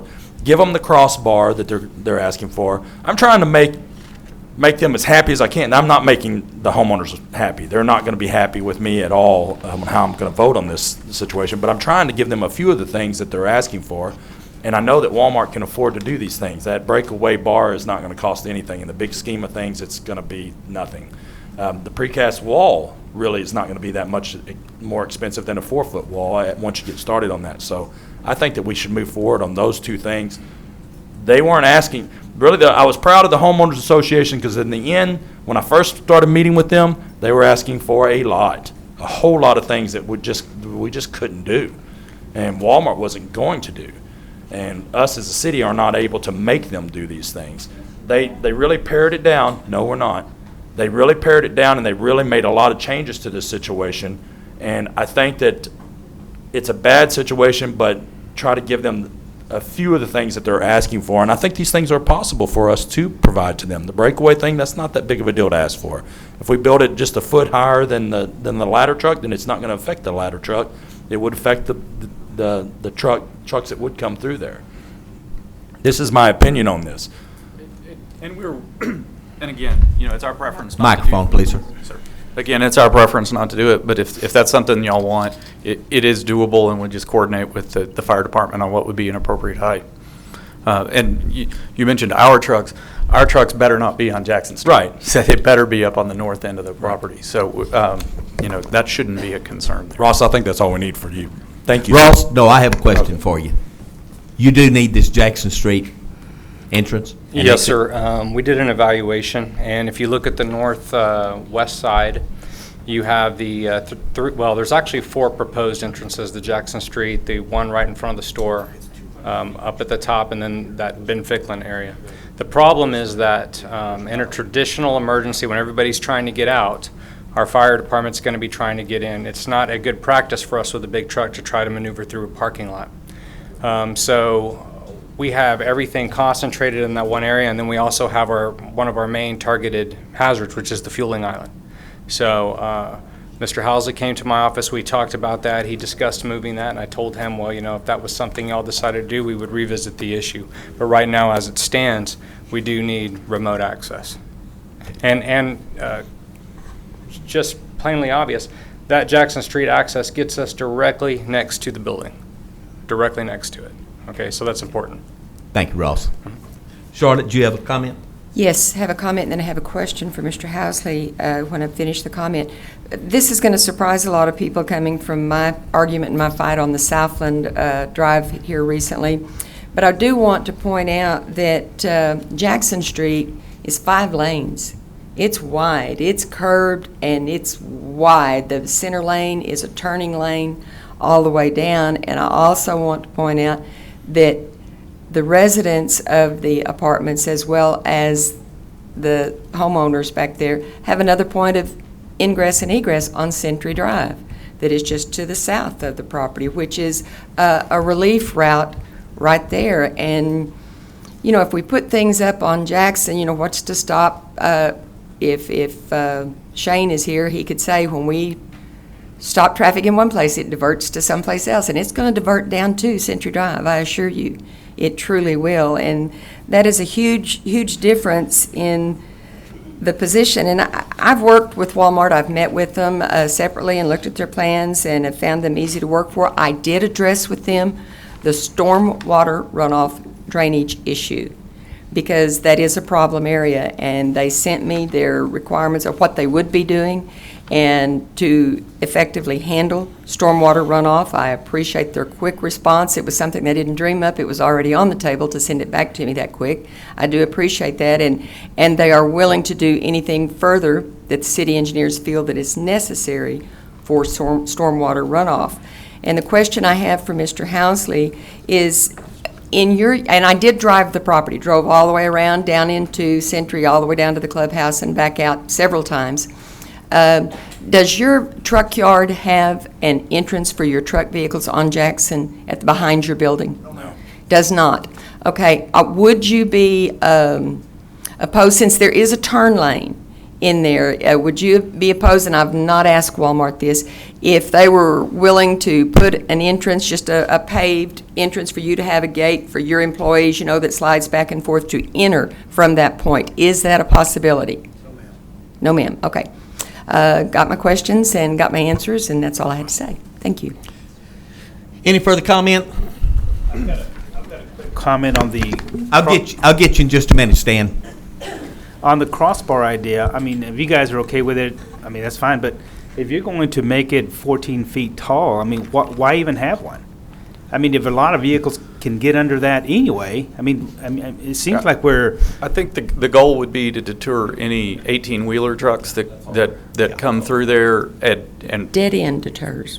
You know, and that would, again, we don't think it's necessary, but we'll do it if that's something that you know, makes you guys, if it helps address their concerns.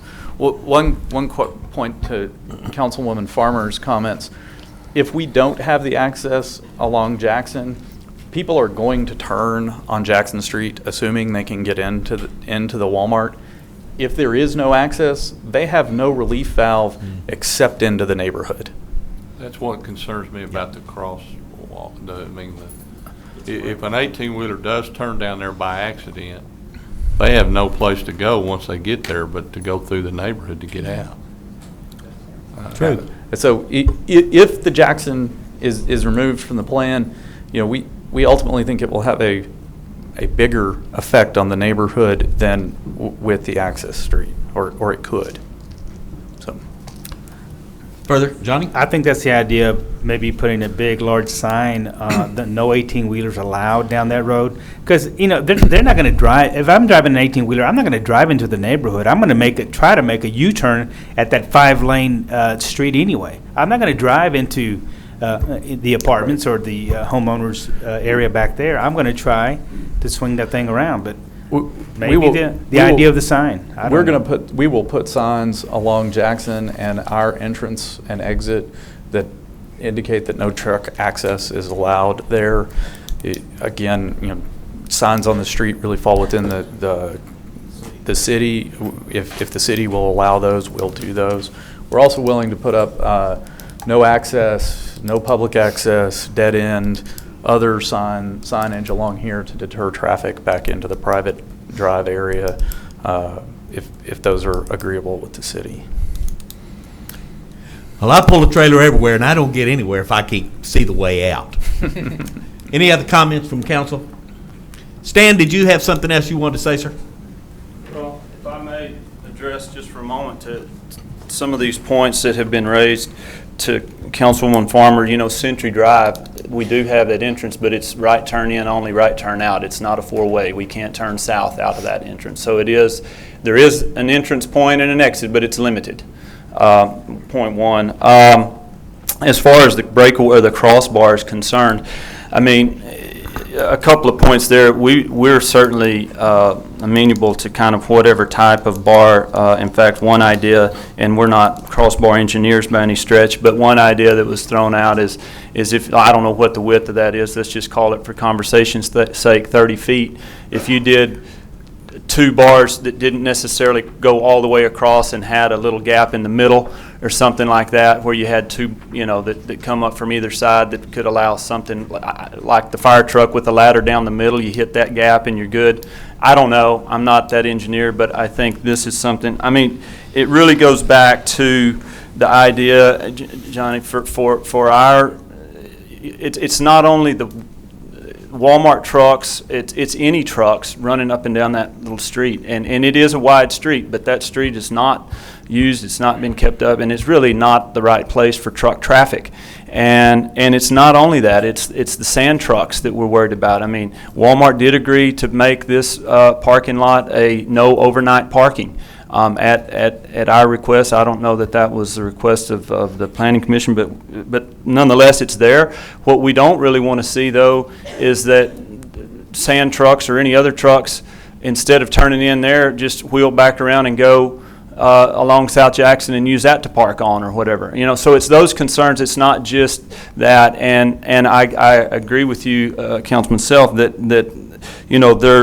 it can cause problems having that breakaway bar there, but that's the whole point of why we want it. It is much more of a deterrent than just a sign that gets ignored day in and day out. I've got a letter here that is, and you were sent this note, where in a store in Dallas, Texas on Greenville Avenue recently, and this is unfolding as we speak, this letter was dated August 27th, where assurances and promises had been made about no trucks up and down these streets delivering to one of these neighborhood stores. My sister lives 3 blocks from this Walmart neighborhood store in Dallas, and there's all these assurances made of no trucks will be going down this street and no trucks will be going down that street, and we won't have trucks in the middle of the night over here and there. And I can show you pictures of Walmart trucks, chunks of them embedded in trees in that neighborhood going down the streets that they promised not to. So while they can say, yeah, we're going to make sure our drivers know that, to the extent that that's followed or not, we don't know. And we have reason to believe that, maybe not everybody gets the memo. So I think that really all of these concerns drive home our point of why we would want a much more visible deterrent in addition to signage. Lastly, I have here a tape measure. I've got 2 pictures on my phone from the North Walmart store. That wall is 8 foot tall. It's right here on this with the tape measure on it. It was taken yesterday afternoon about 7 o'clock. We don't see any reason, if they can build one in North San Angelo, why they can't build an 8 foot wall in South San Angelo along that strip. And to the point about the water quality, we would certainly like to make sure that aside from the stormwater runoff issues, and I'm sure they're being adequately addressed, I think the point that Eddie makes about storage of chemicals, fertilizers, and whatnot in a garden center that's probably more towards the back of the store, that is closer in proximity to that river and the South Concho, that we make sure that those types of issues are avoided at all cost, and that that's addressed up front and now. Thanks, Dan. Mr. Housing. I'm going to have to go. We're about to have to call for the vote. 'cause we're I about just to have leave a Elizabeth. couple comments I want to make. On our meeting on the 25th with Walmart, Mike was here. The question came up about the other entrance off of Bryant Boulevard. And they basically said in their thought process was that if they had that, maybe the entrance on Jackson Street wouldn't need to be. I'm making that available to them today. I feel 100% secure that the Texas Stop will do that because I had a long visit with him yesterday. If you move the gas pumps over to my side, it's basically the same layout as they have out at the other store on the west side. And then there won't be a reason to even have to worry about all these breakouts, excuse me, all the breakouts and getting on Jackson Street. Jackson Street is going to be a disaster for Bob Housley if you approve that. Please take in consideration that I've been there since '99. I understand what happens out there, and that property has always been there, and it's always been a little bit of an issue, but it's not bad. But you add all these other people to it, it's a major, major issue. And to answer your question, if you use the other entrance on Century Park, you can turn right, but that's the only place you can go. You're just letting them get on North Bryant just a little earlier. But thank you for asking that. But today I'm telling the city council we can make that work without using Jackson Street, and you'll have a happy group. You let people go into Jackson Street, and I think everyone here will be sorry after they see it later on, and we will have some real issues with accidents. It's going to be very difficult for me to get that many people in my office in the morning because of that. And I think that the people that have been there the longest should have some consideration. And please remember, I'm willing to do what I said I would do about closing that entry and giving it to them. It was all right in the meeting before. Today, evidently, it's not. But the way they talked in the last meeting, they could do a lot better if they had that opening, and we're providing that for them. Thank you. Appreciate your interest. Call for the vote. Well, I tell you, Rodney, why don't you make a motion, put your qualifications in here, and let's vote on this. I move that we. Can I ask one thing to add to one of the conditions? One of the conditions is that there be no overnight parking and no parking longer than 12 hours. If you would amend that condition to require Walmart to put signs in the parking lot, that helps with our enforcement of that. When we can point to the sign and tell them, this is required by code for us to do that. That just helps us, and we found that that's the case when we need to do that. In the past, we like to do that. I move that we accept the conditions as proposed with the following exceptions. Allow Walmart to put in the signs on item number 5. On item number 6, I would like it to be changed, and we'll have to make a variance. We'll have to bring it back for a variance, but I would like for it to be an 8-foot cast stone wall, just like the one that's on the north side. And then I would like to add number 12, a breakaway crossbar shall be installed on Jackson Street entrance to development. I think, Stan, actually it shouldn't go across both lanes. It should only go across one lane because you're only trying to block the entering lane. And however it needs to be designed. I think there's something there. I think they'll come up with somewhere, and that's at the expense of Walmart. That's it. Motion has been made that we accept this with an 8-foot wall with some type of a breakaway bar to be engineered. And what was the last one? The signage on the parking lot? The signs that Walmart will install. Overnight because parking. Because of the way the code is written, we have to allow them to do that, I believe. Mayor? Yes, ma'am. May I ask that he consider several additions to his motion? You may ask. The internalization of fertilizers or any other chemicals be only offered within the building and not in any sort of outdoor arrangement. Patrick, can we do that? Sure you can. Walmart, is this something that y'all could accept?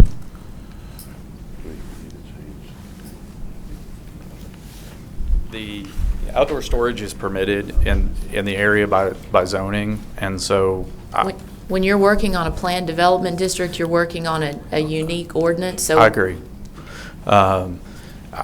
I don't know, to be honest, I don't know if that's something that is doable from an operational standpoint or not. Right now, if I go to a Walmart store, I can buy fertilizer, pool chemicals inside the store.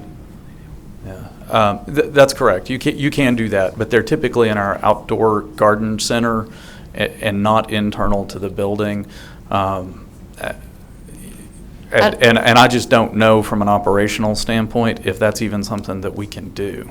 I don't want to get too far off his motion, Mayor, but I will tell you the only opposition that I had from people that were not in Century Park were those that were concerned about proximity to the river.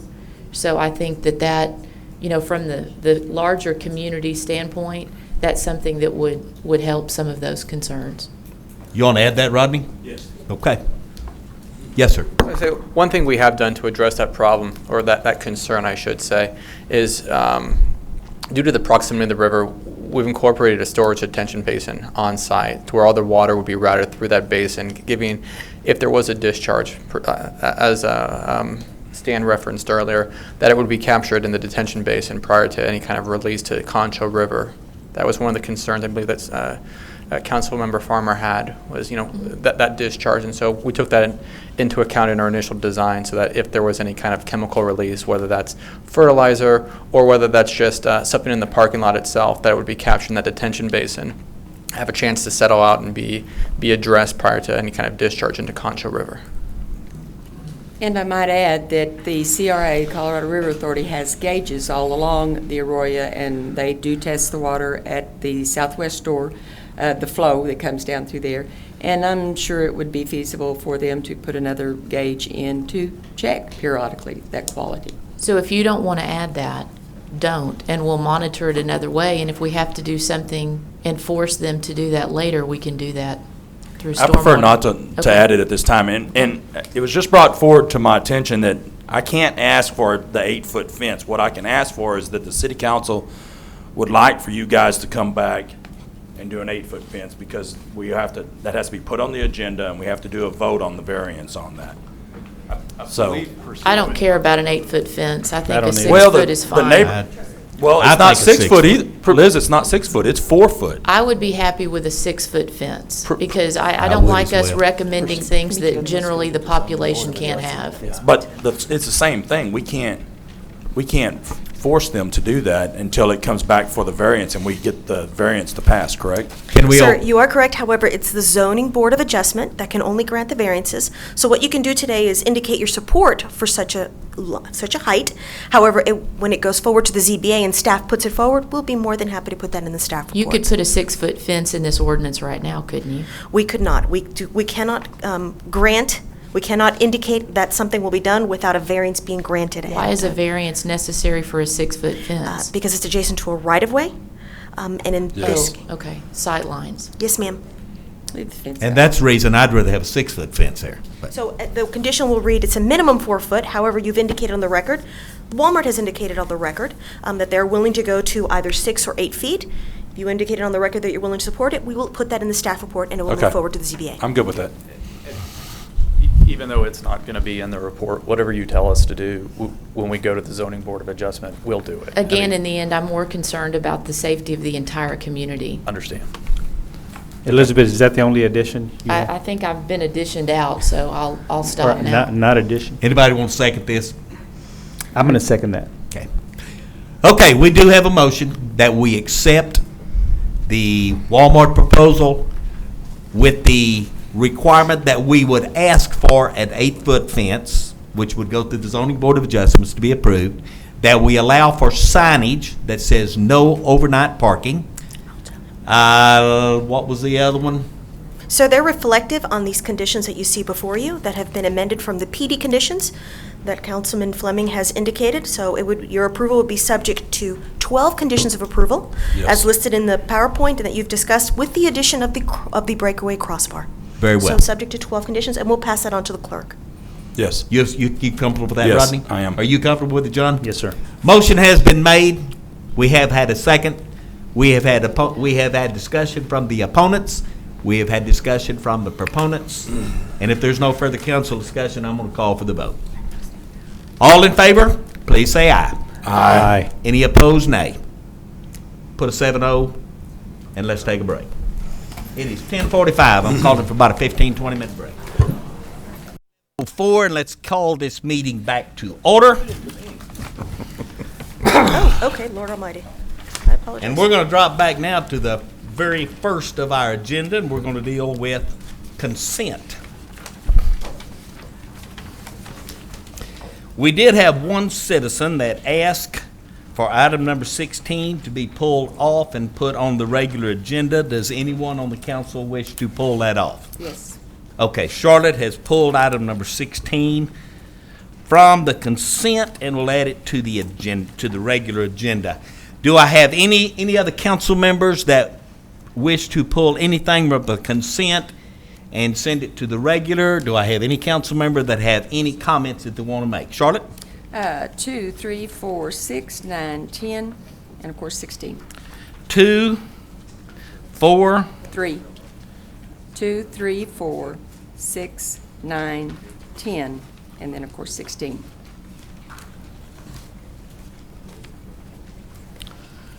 All right, that's about half of it on the regular agenda. Anybody else want to pull the rest of them? I'll entertain a motion to approve 1, 5, 7, 8, 11, 12, 13, 14, and 15. So moved. Do I have a second? Second. Don? I do have a motion to pull these that have not been moved to the regular agenda, as I have enumerated. I do have a second. Do I have any council discussion on these items? Do I have any public comment on the items as we have proposed them? Then I will call for the vote. All in favor, please say aye. Aye. Opposed, nay. Let's move on then to number 2, which is consideration of authorizing an increased amount for awarded contract VM 0114 light duty vehicles from not to exceed $150,000 to not exceed $550,000 to include remaining fiscal year 14 and fiscal year 2015. Mr. Kramer will be handling it. What is your problem, Charlotte? What is I got lots of problems, but when it concerns... Charlotte, I'm sorry, could I ask Stephen to come up here, please? My computer? Thanks. Sorry. When it concerns, these kinds of monies, I just don't want to rubber stamp everything and have the public think we're rubber stamping, because it is a council manager charter that we do things. So I would like to ask the questions. The amount of monies that we're talking about in the light-duty vehicles is in the proposed budget. Yes, ma'am. Budgeted out of general fund and water fund. And that's what I needed to clarify. I just wanted the public to know that we have discussed these, and it is in the budget, so it's not something additional. Motion to approve. Second. Do I have a motion to approve and a second? Do I have further council discussion? Do I have discussion from the public? Call for the vote. All in favor, please say aye. Aye. Opposed, nay. Put a 7-0 on that one. 6-0. 6-0, that's right, Elizabeth's gone. Number 3, consideration of awarding bid VM 0814, annual generator service not to exceed $40,000 annually to GPC Services, authorizing the city manager to execute any necessary related documents. Ms. Farmer. My question on this is we've got this on the agenda if the city manager has up to $50,000 approval. I was curious as to why it's on here. If I may, I believe that since we went out for bid on this, and perhaps Roger Banks can speak to that, but that was the recommendation. Motion to approve. Second. And I'm also glad that's a local company. I'm sorry. I didn't even recognize that. Very good. That's it a was local company. I thought it was Canada. Kudos. Well, probably. We do best have a out motion there, to approve. We do have a second. You were the second, Don? Yes, sir. Okay. Further council consideration, public comment. All in favor, please say aye. Aye. Opposed, nay. Put a 6-0 on that one. Number 4, Consideration awarding VM 1114 VACCON vacuum truck utilizing buy board contract 43013 in the amount of $321,154,000 to Freightliner of Austin, authorizing city manager to execute any necessary related documents. Ms. Farmer. My question is the same. This has been discussed prior and is in the budget and been previously approved, so it's finally come through and going to the buy board. And That's that's just an explanation to the public out there who sees the topics but maybe is not aware of the prior discussion or in the budget. Move to approve. Do we have a motion to approve with a second? Further discussion? Public discussion? All in favor, please say aye. Aye. Opposed, nay. Put a 7-0 on that one. Number 6, consideration of approving the City of San Angelo Development Corporation Costa DC Board of Directors authorization to secure transfer to Costa DC of a certain affordable housing first lien deed of trust from Crockett National Bank for a sum due on the note plus cost not to exceed $56,500 for purposes of retaining the subject property located at 2013 Hudson Street and affordable housing. Ms. Farmer. Mr. Solis, is this what you had called me about to clarify when I had asked if this gave us, a clear that we were paying off a balance deed situation on those units that we had prior approved? No, it's not. This Okay. is a separate action. Then explain to me what this is. This is basically part of the foreclosure process of one of our clients who has defaulted on the mortgage. And for us to keep it in the affordable housing program, we need to cure the bank's lien, and that's what this is. Okay, and what are your plans from this point if you're taking and putting this into our inventory with this lien? What will you do with it? We will quickly clean it up and sell it. We have clients on the list that are interested, so it should be a very quick deal. Move to approve. Second. Motion to approve with a second. Further discussion? Public discussion? All in favor, please say aye. Aye. Opposed, nay. Put a 6-0 on that one. Number 9, consideration of authorizing the city manager to execute the Nexus IS Incorporated, a Texas DIR vendor agreement in the amount of $82,680.19 to upgrade the city's Cisco voice over IP phone system with the latest hardware and software. Mr. Eads, Charlotte? The reason I asked to pull it to discuss is I understand the purpose and the need for this is to update, our system, and I see it as, it's kind of like giving birth to a child. When it gets here and size 0 to 3 months, and then we go and first pair of shoes and running shoes, and we just simply are upgrading, and this is something that is in the budget, Yes, ma'am, your this is a approved budget system. item. Just wanted to make that clear, that not spending anything additional, that this is a budgeted item to update services to the citizens. Move to approve. Second. Do we have a motion and a second? Any discussion, council or public? All in favor, please say aye. Aye. Opposed, nay.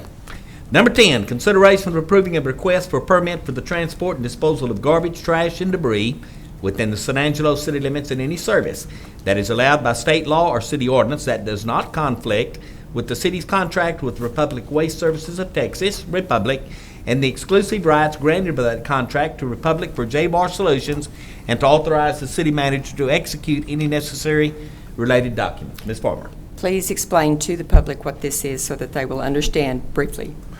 This is just a permit so that J-Bar Solutions, a waste hauling company, can actually utilize our streets to get to our dump to dump the loads of waste that they have collected from outside the city limits. Okay, because of confusion out there amongst folks, I wanted clarification on the record for those that are watching today. I don't have any other questions, so I'll move to approve. Second. Approve in a second. Council comments? Public comments? All in favor, please say aye. Aye. Opposed, nay. Put a drop of 6-0 on that one. Number 16, second hearing consideration of adopting an ordinance levying property taxes for the city of San Angelo for the 2014 tax year, and ordinance fixing and levying ad valorem taxes for the current tax year for use in supporting the municipal government of the city of San Angelo, Texas for the 2014-2015 budget year, providing for the assessment and collection thereof, providing when the tax shall become due, providing when the tax shall become delinquent, providing for exemptions, providing for severability, providing for publication on the city-operated website, providing for an effective date. Ms. Farmer. I didn't pull this. We had a citizen did. I authorized that the citizen's request to be honored. I will take the opportunity to point out again for those who are not aware that your property tax consists of 3 different venues: the school district, the county, and the city. and the city only controls their portion of the tax rate, and this council has either lowered or maintained. The last 10 years, we have reduced a total of 10 cents on valuation of 100. The city has not increased property taxes, and we do not intend to increase them this go around, and this is the second reading of that. And if that answers the lady in the audience that requested it, that's what it is, or if she'd like to speak, I'm more than happy to hear from her. Do I have public comment on this? I'll ask you to identify yourself, and I've given you 3 minutes, ma'am. Okay. My name is Deborah Bailey, and I realize that the taxes rate is going to stay the same. It's not changing. However, our property values have increased, so all of our taxes have increased. And again, I realize that the city controls only the part that the city controls, that the school board and the county control the other 2 parts. The city did put out a film saying why we have such high property taxes, which we do have. The city has one of the highest in the state as far as just the city taxes. Throughout their film, they have tried to justify the higher rate in San Angelo, and they've used the word comparable repeatedly. I'm not sure why anyone thinks that the city of San Angelo should have comparable revenue to the cities of Midland and Odessa, Wichita Falls, and Abilene. Decided that the average value of a home in San Angelo is lower than in these other cities. Therefore, we should pay more taxes so that the city has comparable revenue. Perhaps the average home value is lower because the average wage in San Angelo is lower. I didn't see any comparison of wages in their film. Discussed in the film, San Angelo lacks a commercial and industrial tax base. I don't think that homeowners should be expected to make up for that tax base. Isn't the lack of commerce and industry by design? San Angelo's never been known as welcoming for industry. Look at the reaction when the oil boom came to town. But the homeowners need to make up for the loss of an income that we never had. San Angelo has the smallest population of these cities. That alone should say that San Angelo would collect less taxes since the tax base is smaller. It also explains why the city collects less in sales tax. The city will see an increase of $4.4 million in tax revenue due to an increase in home values and an increase in sales tax during this next year. And it appears that they plan to spend every dime of it. I agree we need to increase the wages of our police officers. I don't think that justifies an across-the-board 5% raise for all city employees. And what happens when the value of our homes drops? The city's already budgeted to spend all of the money. I think a better plan would be to increase the budget by 3 to 4% and give homeowners a break. Thank you. Thank you very much, ma'am. If I could, what you say, is accurate to a point. If I may, for the council, the comparison when we compare to other cities, and we as a council have been trying to bring city employees and salaries up to at least 85-90% of the national averages. In order to do that, they're paid out of property taxes in order to bring those wages up. That's the difference in your theory. In order for us to increase, in order for us to take care of the infrastructure and to fix streets and to do the things, that's what it's paid from, is those property taxes. And we have been conscious of the property values going up, and we have not raised that rate because we are getting more monies to help pay for infrastructure items and other items in the city and to bring those salaries up to a living wage. If anyone else up here would like to chime in on the explanation of that, I would love to hear it. I would just also like to say San Angelo does give an exemption as a homestead exemption, and these other cities do not. Some of them give none, and they give lesser amounts. So homeowners still get an exemption, which tries to balance this out. I understand exactly what you're saying, and we've had the same discussions. Good points, ma'am. Mayor? Rodney? Yes. I think one of the reasons why we're compared to these other cities is because of the size of the San Angelo There aren't just a lot of cities, unless they're mega cities or they're very small towns that are that size. So that's how we got grouped in with that group. When you're looking at that group, and I've been told this pretty much my whole life, San Angelo is one of the largest cities in the United States that's not on an interstate. Well, the interstate is what makes the difference on the commerce for a big portion of that, and that's why we don't have as much commercial businesses taking place here as in those sister cities over there. The one thing that I'll say, and I think that we're getting better as a city council, is that past city councils and past staff we've kicked this can so far down the road on improvements to our infrastructure that someone has to eventually suck it up and do it. And we're going to have to be those people. I don't want San Angelo to be in bankruptcy when our system is falling down around us, and I'm not going to cut taxes in order to save just a little bit of money. When you're talking $4.5 million, right now, just in roads alone, we have $150 million that we could put out there right now to try to improve the roads inside of our city. We're so far behind that 4.5 is not, it's a drop in the bucket. So we can't do that. I don't think we can do that. We can't cut, and in fact, I wouldn't be opposed to raising it somewhat, but I think it's good that we left it here right now, and I think we've started on the right path of going down and accepting responsibility for our past. In the past, so many people that have been up here in these positions have sat there and tried to appease their constituents out there and try to say, okay, well, I'm going to do what you want. I'll lower the taxes, or I'll do this.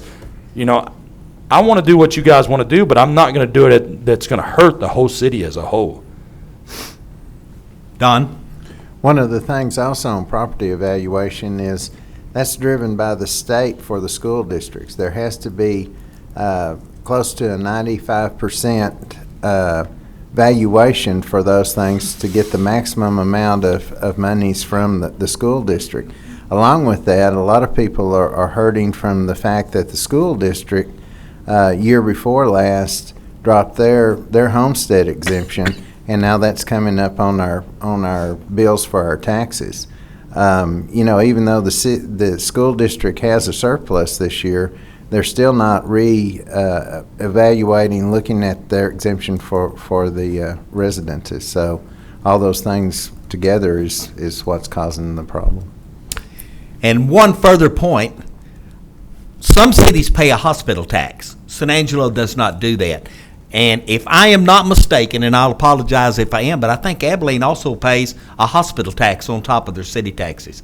And if I'm also not mistaken, I think that Odessa and Midland pay a college tax, which is on top of theirs. So, just because our city tax rates are lower or higher does not mean that that's all the taxes people pay. There's other variables as well.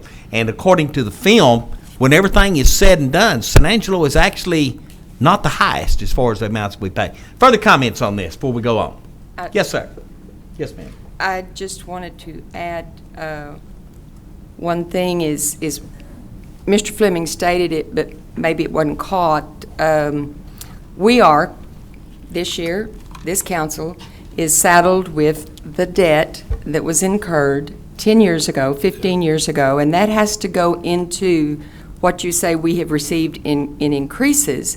We're paying off debt from the previous years, and most citizens forget that. It's a long-term situation. You don't pay your house off, and most people don't, in 10, 15 years, and we're still paying debt from operations of several years ago. Yes, sir. Do you have comments, sir?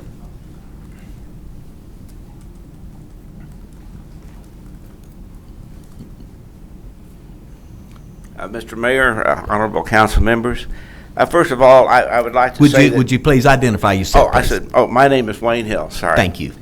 First of all, I'd like to say that I viewed this video, the Budget 101 property taxes, which was prepared in an attempt to justify San Angelo's higher tax rates.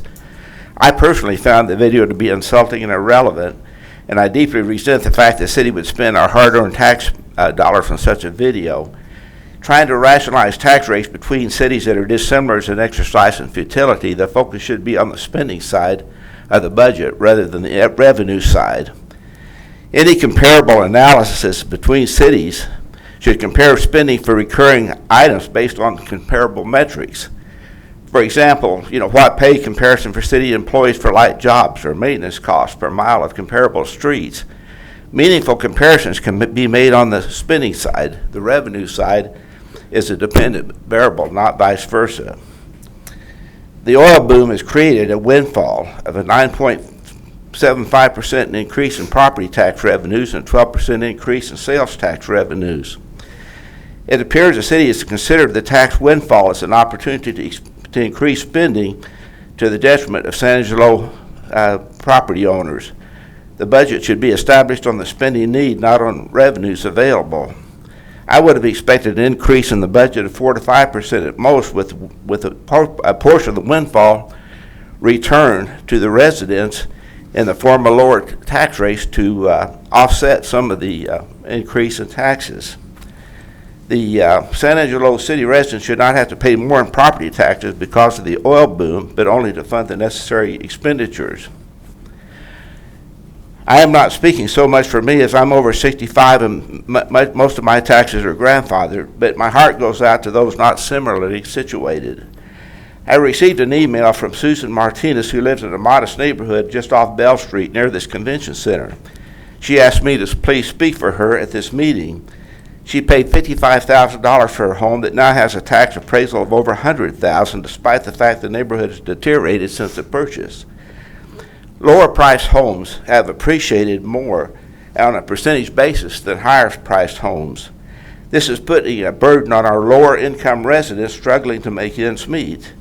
Their life should not become more difficult in order to pay increased taxes due to the oil boom. The recent 20% increase in school taxes due to the elimination of the homestead exemption compounds this pain. The budget as proposed will set a new base for spending. What happens next year? Higher tax rates to cover the budget increases? What happens when the oil boom tapers off? The proposed budget appears to be a classic ratchet up spending during tax windfalls and raise rates when the windfalls level out or decline. So please reconsider spending the entire windfall. Lower the tax rate so that the increase of the actual tax paid provides the revenues for a reasonable increase in spending. Spending increases should not generally exceed the combined rate of inflation plus the increase in population. The increased spending in the proposed budget appears to be excessive and unconscionable. Thank you. Thank you, sir. Do I have further comments? Then I will open it up for a motion to approve or deny. Move to approve. Have a motion to approve the budget. Do I have a second? Second. John, did you second? Okay. The tax levy. Who? Tax levy. Tax levy. Okay, we do have a motion to approve the tax levy, and the second, we have had comment. Is there any other comment? I do appreciate your comments. I appreciate you being here, and I appreciate the citizen involvements, because this is all our city. So thank you for your comments. Do I have further comment from council? Then I will call for the vote. All in favor, please say aye. Aye. Opposed, nay. Put a 6-0 on that one. Let's move on now. We have taken care of 17. We have taken care of 18. Let us take care of 19, which is the first public hearing and consideration of introducing an ordinance amending Chapter 12, Exhibit A, zoning ordinance of the Zone of Ordinances, City of San Angelo. George and Mayor, excuse me for interrupting, but would the council be objective to taking care of item number 25 first? I think someone needs to leave. Okay. If that's Let me not see a what problem. it is. It all depends on who that someone is. I don't have a problem. Rodney, you have a problem? No, not at all. You have a problem, Marty? No. Since you asked for it?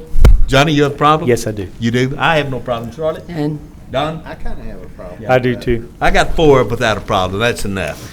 Let's take item number 25, which is the first public hearing and consideration of introducing an ordinance changing the name of Varsity Drive, extending from Dena Drive to University Avenue to Phil George Drive. I love that. An ordinance to change the name of a certain street segment, to wit, Varsity Drive to Phil George Drive over the complete length of the streets right-of-way between Dena Drive and University Drive in central San Angelo, providing for an effective date. Ms. Guerra. Yes, sir. So the item 25 that you see before you is, again, to rename Varsity Drive to Phil George Drive. It is in District Number 5, Councilmember Grindstaff's. It is in the ASU College Hill neighborhood. As you can see in the zoning map before you, there's a public portion of Varsity Drive and a private portion of Varsity Drive. 4 notices were sent within 200-foot radius. 0 responses were received at the time of this public hearing. Staff recommendation is approval. It's almost entirely within the ASU campus. 3 churches and schools have addresses off of Jackson Street and not Varsity. No other similar names in the city or county per our 911 dispatcher. It is consistent with the major thoroughfare plan, and Phil George is a prominent coach and athletics director for ASU. We have 2 conditions of approval associated with this request. The Planning Commission recommended approval on August 25th. And the action requested today is to approve street change names subject to the 2 conditions of approval on the PowerPoint and in your staff reports, and adopt the ordinance on first reading. This concludes staff's presentation. We're available for any questions you may have. Thank you.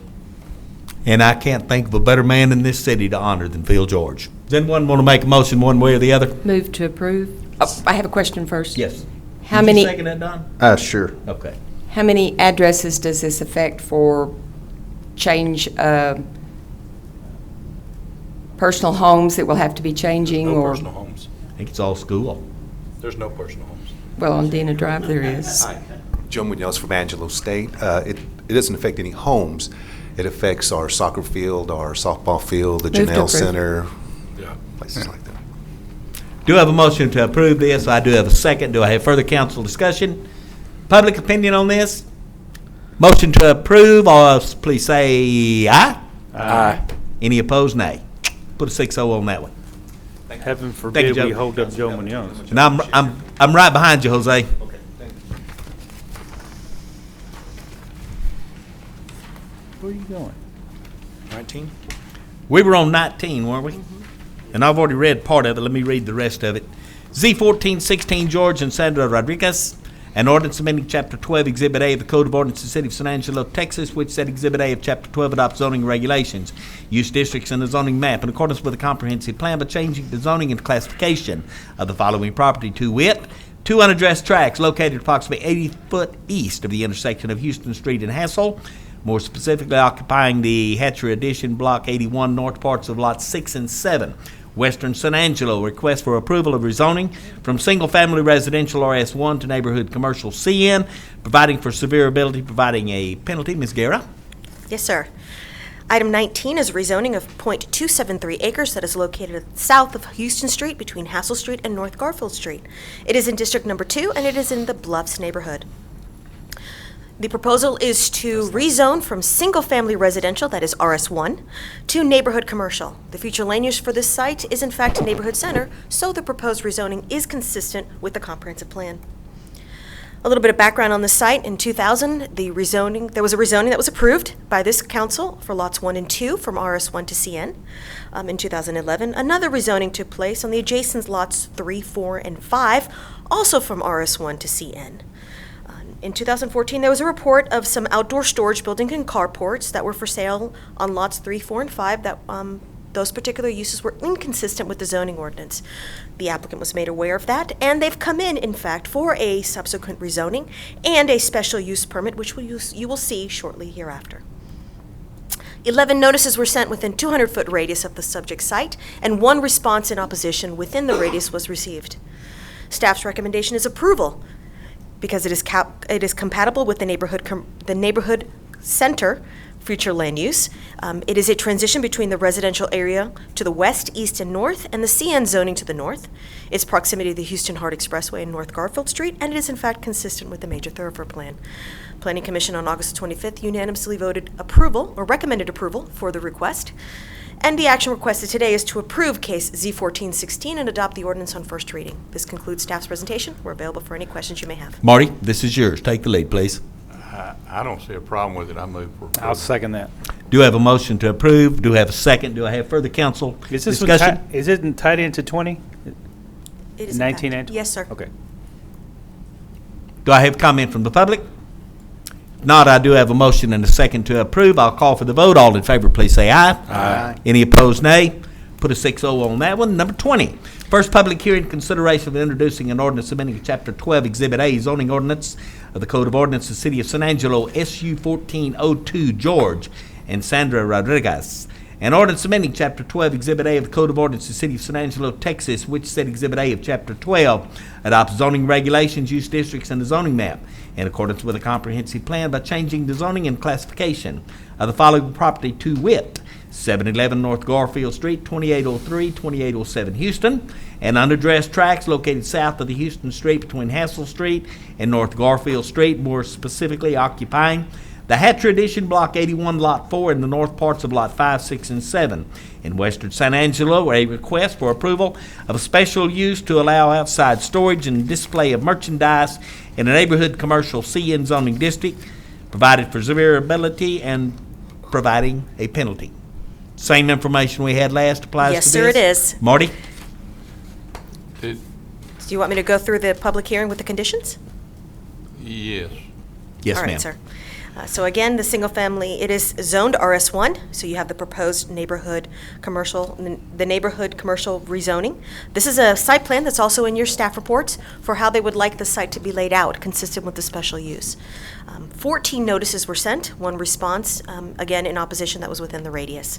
So staff recommendation was for the same reasons, and in addition, the outdoor display will be limited to 10%, and we've in fact included that as part of the conditions of approval.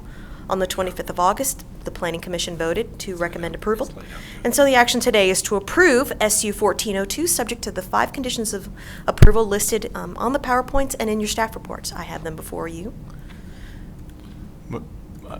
And I couldn't remember, I wanted to make sure the fence was in there on the conditions, and Yes, sir. so it is. So you have the 6-foot-high opaque fence. I move for approval. Question. I have a question. Previous slide back, and it said the Bluffs neighborhood, and I'm curious as to why you're calling it the Bluffs neighborhood. Did we get the neighborhood wrong? Because Patrick said so. It's not It's not the Bluffs. It's not the for Bluffs? sure not Okay. the Bluffs. It is definitely. Absolutely not the Bluffs. Okay. It's a long way from the Bluffs. Then we will get the right neighborhood. Thank you. But we do have the meets and bounds and all the Yes, legal. yes, sir. The legal stuff is right. It Yes, is sir. in God's country, that's the Yes, main it thing. is. Yes. Don? My question is, why aren't we doing 5, 10, 11, 12, and 4? I mean, I know, does there have to be a request to do those before, why aren't we doing those? They haven't come, we haven't done, you mean for the other lots? They have Yeah. the correct zoning on them? That they're, They don't have the way that the site is laid out, they have the appropriate approvals that they need. It's only the lots that have been listed as subject to the site that require the approvals. They're already They're zoned. there. They were They're- changed. Yeah, they were changed. They're okay. okay. That was my question. Johnny? The only question I have is the outside storage, is it going to, I didn't see the requirements, is it going to require some type of opaque? That- Yes, Yeah. so what we've done is that we've applied the standard commercial next to non-commercial, and so anytime you abut it, it requires an opaque fence. We've asked that it be a minimum of 6 feet high, and you can't see through it. Okay. And then the, what was the other, explain to me the display of merchandise, what? And so I think the applicant, if they're here, may And be George, able I to didn't know explain whether, what- I thought you were satellites and all, but I didn't know what you're going to display out there. Hello, my name is George Rodriguez. What we have, if you can go back to the slide, is an over-exaggeration of what I actually have out there and will ever have out there. We initially came over here, and Dwayne, you recommended at the very beginning that all the lots to the west of my building be zoned commercial, in which I have to have come back and paid more money to get them rezoned, you know, in stages. That's income. Yeah. That's income for the city. Thank I you, understand George. that, but this is just an over-exaggeration of what I have. Right next to my building on lot number 2, I have a two-car carport right there that I do sell. And then in front of the gazebo is another carport, and then those buildings are all portable. when a customer comes into my place and says, George, I want one of these buildings, they actually are going to take that building from my lot and deliver it to their location. And in essence, they'll come back and replace one for me. I never have more than, I would say, 10 buildings there at a time, because they do sell very well. I got perfect visibility from the freeway, and that's the reason why I decided to do that. And was because when I established that gazebo in there, that again I had to pay for because the city didn't want me to put it on there. But anyway, I did all the recommendations that they did, and I can't even tell you how many people want to buy that gazebo. But I don't sell gazebos.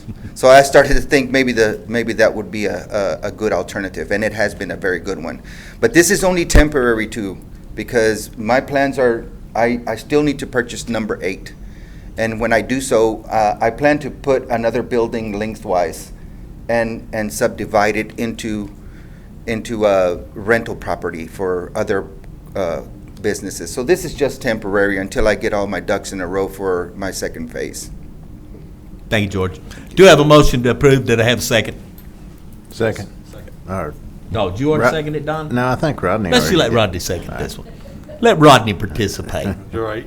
Do I have a motion? I do have a second. Do I have any further council consideration? Do I have public input on this? Then I will call for the vote. All in favor, please say aye. Aye. Opposed, nay. Drop a 6-0 on that one. Okay, where are we now? Item 21. 21. Tell you what, Marty, I'm turning this over to you. It is 11:40. I'm going to go to a ribbon cutting. I'll be back in about an hour. So, you still have a quorum? Go. Hey, if you're gonna be back in an hour, we can break for lunch right now. That'd be a good idea. It's up to y'all. Yeah. Did y'all want to break that. now? Fine. Yeah. Yeah. Okay, well, let me go ahead and read executive then. And we will go ahead and break for lunch. And Okay, then we'll do it. On what? But do we? well, I see Rocky out there. Are you waiting? Did you want to speak to this, Rocky? And this is the next one, isn't it? Yeah, his is coming up. 21? Yeah, Rocky Temple and Mary Kapling. Yeah. Did y'all want to go ahead and take care of 21 then? 21, 22, both. isn't Rocky, it? do you want to go to lunch first? No. Are you hungry, Rocky? You're not? And it's not in the bluffs. Okay. And we won't say that it is. Let's go ahead and get this 21 started. I've got 4 more minutes and I got to leave. But let's go ahead and start 21.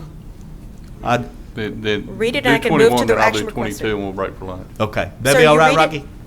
21, first public hearing, consideration of introducing an ordinance amending Chapter 12, Exhibit A, zoning ordinance, Code of Ordinance, City of San Angelo, Z1428, Rocky Templin, Mary Campling, and ordinance amending Chapter 12, Exhibit A of the Code of Ordinances, City of San Angelo, Texas, which said Exhibit A of Chapter 12 adopts zoning regulations, use districts, and a zoning map in accordance with the comprehensive plan by changing the zoning and classification of the following property to wit: 5 unaddressed lots located at the northeast corner of Houston Street and Millspaw Street, more specifically occupying the Hatcher Edition, Block 66, lots 9 and 10 less 1,114 square feet, and lots 11, 12, and 13 in western San Angelo, a request for approval of rezoning from a single-family residential RS1 to neighborhood commercial CN, providing for severability and providing a penalty. Ms. Guerra. All right, sir, as you read, it's going from RS1 to neighborhood commercial. 16 notices were sent, 2 in favor and 1 in opposition. Staff recommends approval. Planning Commission recommended approval on August 25th, and the action requested is to approve case Z1428 and adopt the ordinance on first reading. And this is in the same area we just dealt Yes, with. sir, it is. Move to approve. Yeah, it's just right. Yes, sir. Yeah, right next to it. Yes, sir. So it's still yours, Marty. Move approval. I got a Second. motion to approve. I have a second from Charlotte. Do I have further consideration from council? Public comment? Call for the vote. All in favor, please say aye. Aye. Opposed, nay. Put a 6-0 on that. And 22, first public hearing, consideration of introducing an ordinance amending Chapter 12, Exhibit A, zoning ordinance of Code of Ordinances, City of San Angelo, Z1429, Rocky Templin. An ordinance amending Chapter 12, Exhibit A of the Code of Ordinances, City of San Angelo, Texas, which said Exhibit A of Chapter 12 adopts zoning regulations, use district, and a zoning map in accordance with a comprehensive plan by changing the zoning and classification of the following property to wit: 3 unaddressed tracts located approximately 90 foot west of the intersection of Waco Street and Millspaw Street, more specifically, occupying the Hatcher Addition Blocks 56, lots 13, 14, and 15 in western San Angelo. A request for approval of a rezoning from single-family residential RS1 to neighborhood commercial CN, providing for severability and providing a penalty. We're Sir. still in the same area? Sir, we are in fact in District 2, again, RS1 to neighborhood commercial. 17 notices were sent, 2 responses in favor, 0 in opposition. Staff recommendation is approval. Planning Commission on August the 25th also voted to recommend approval. The action requested is to approve zoning case Z1429 and adopt the ordinance on first reading. Mr. Self. Now I kind of agree with Councilman Vardaman. 1, 2, and 3, and 16 are going to be left out, right? Yes, sir. Okay. See, I just don't No, understand. 1, 2, and 3 had already had the zoning change done to it. As you can see by the in map, the past. they are already zoned general That's commercial. where his building is right there. So they are left out, but they already have the correct zoning for commercial. The building is already, his building's already on. The parking lot's on number 1, his building on number 2, and that gazebo's on number 3. Okay. The right zoning is in place. Yes. Yes, as you can see by the Aside- map So we before don't- you. So we're not Aside from surrounding this. him Right. like, Okay. Okay. we're not surrounding him. Move approval. Second. Do have a motion to approve. I do have a second. Council comments further? Public comment? Call for the vote. All in favor, please say aye. Aye. Opposed, nay. Drop a 6-0 on that one as well. Let me read the executive. Executive closed session. Executive session under the revision of Government Code Title V, Open Government Ethics, Subtitle A, Open Government Chapter 551, Open Meeting, Subchapter D. Exceptions to requirements that meetings be open under the following sections. Section 551072 to deliberate the purchase, exchange, lease, or value of real property, including possible police department location, possible joint training facility location. It is 11:45. I now take us into executive. Probably be back at 1 o'clock. Okay, let's do that. Let's open the meeting back up. It is 12:48. We can talk about future agenda items.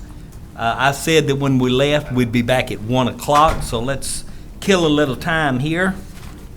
And let's talk about future agenda items. Don, did you have anything you wanted to put on, sir? Yes. Okay.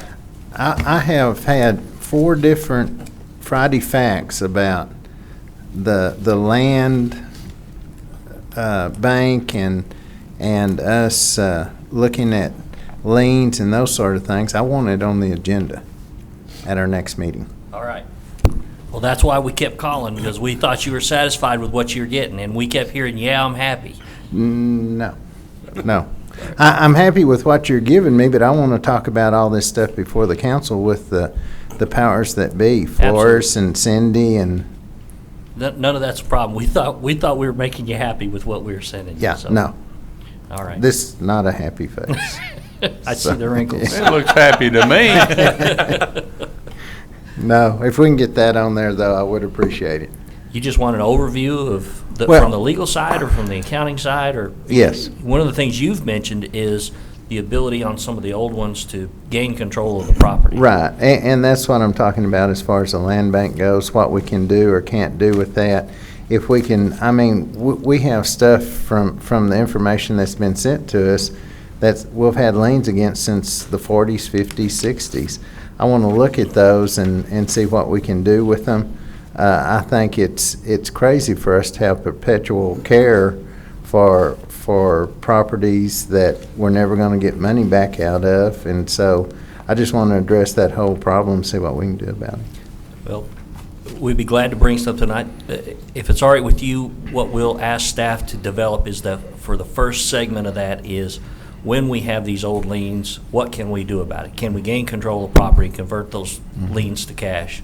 And that's very much a legal kind of a question. Well, not only convert them to cash, but us be able to control them, and if nothing else, sell them back to people that are going to be, wanting to refurbish our neighborhoods and those sort of things is my main intent on that.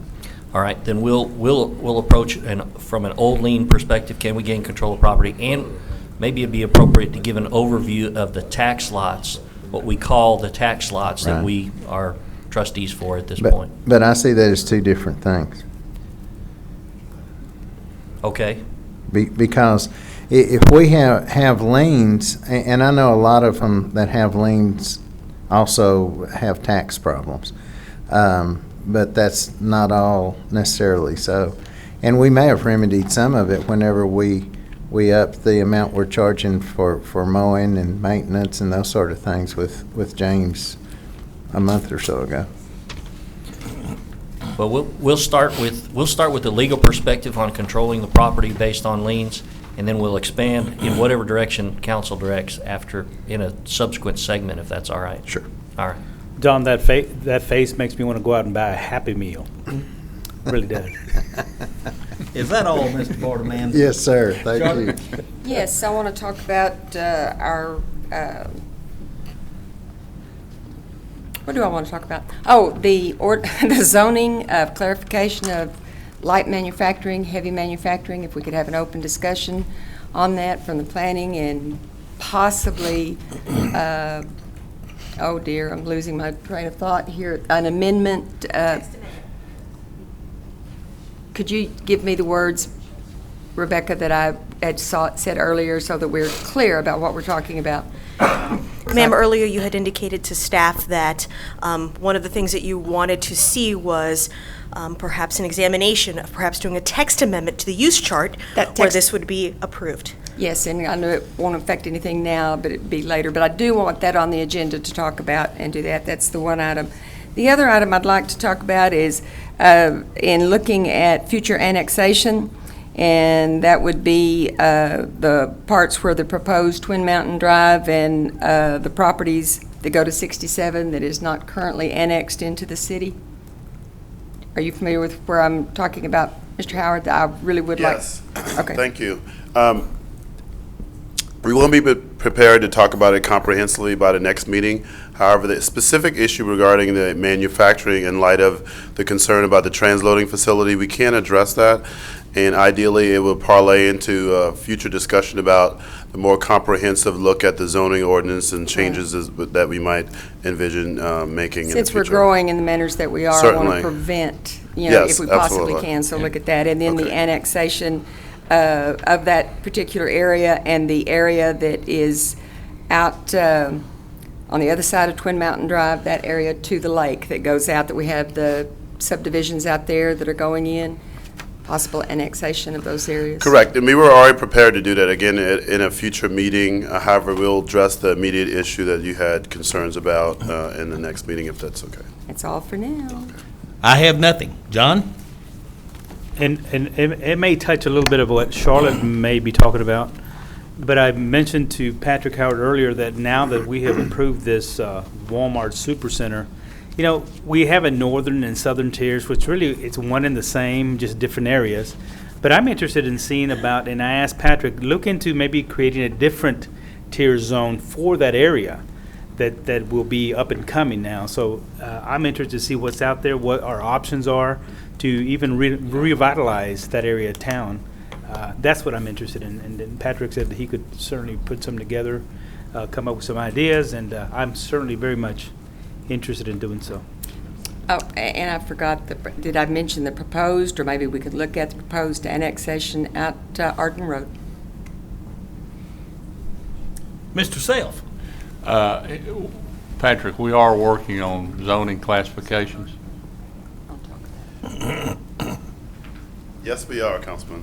What we would like to do is present maybe a plan of how we're going to move forward with it, because we want to look at the comprehensive plan first, and then how that parlays into subsequent zoning changes. So not putting you off, where we're just trying to do it methodically, because there's obviously a lot of issues related to different types of zoning classifications, what's allowed in those, and that sort of thing. So it won't be like anything else. It won't be a quick fix, but however, we would like to maybe share with you some of our thoughts about how we should how we should approach this. Yeah, I'm all in support of making sure we just do it once, so. Correct. Yeah, that's great. Okay. I just wanted to make sure we hadn't forgotten. So. No, I hadn't forgotten. Thank you. Okay. Mr. Fleming? I'd like to have a discussion and possible action on adding a number of electrical spots to grassy meadows.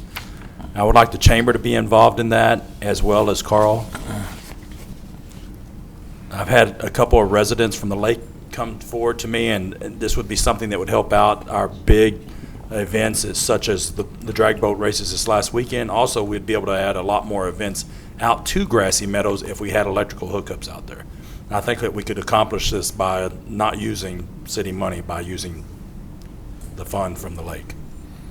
And it's an investment. And it's investment actually, because it will actually pay for itself probably in less than 3 years. Are you talking about RV hookups or Yes. what? Okay. Electrical hookups. Probably, I would like to see 50 of them, but if we could even start out with 20 at first or whatever.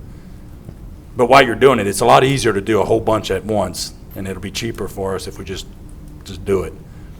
But it'd be a great investment for the city, and we would get our money back in probably in just a few years. John?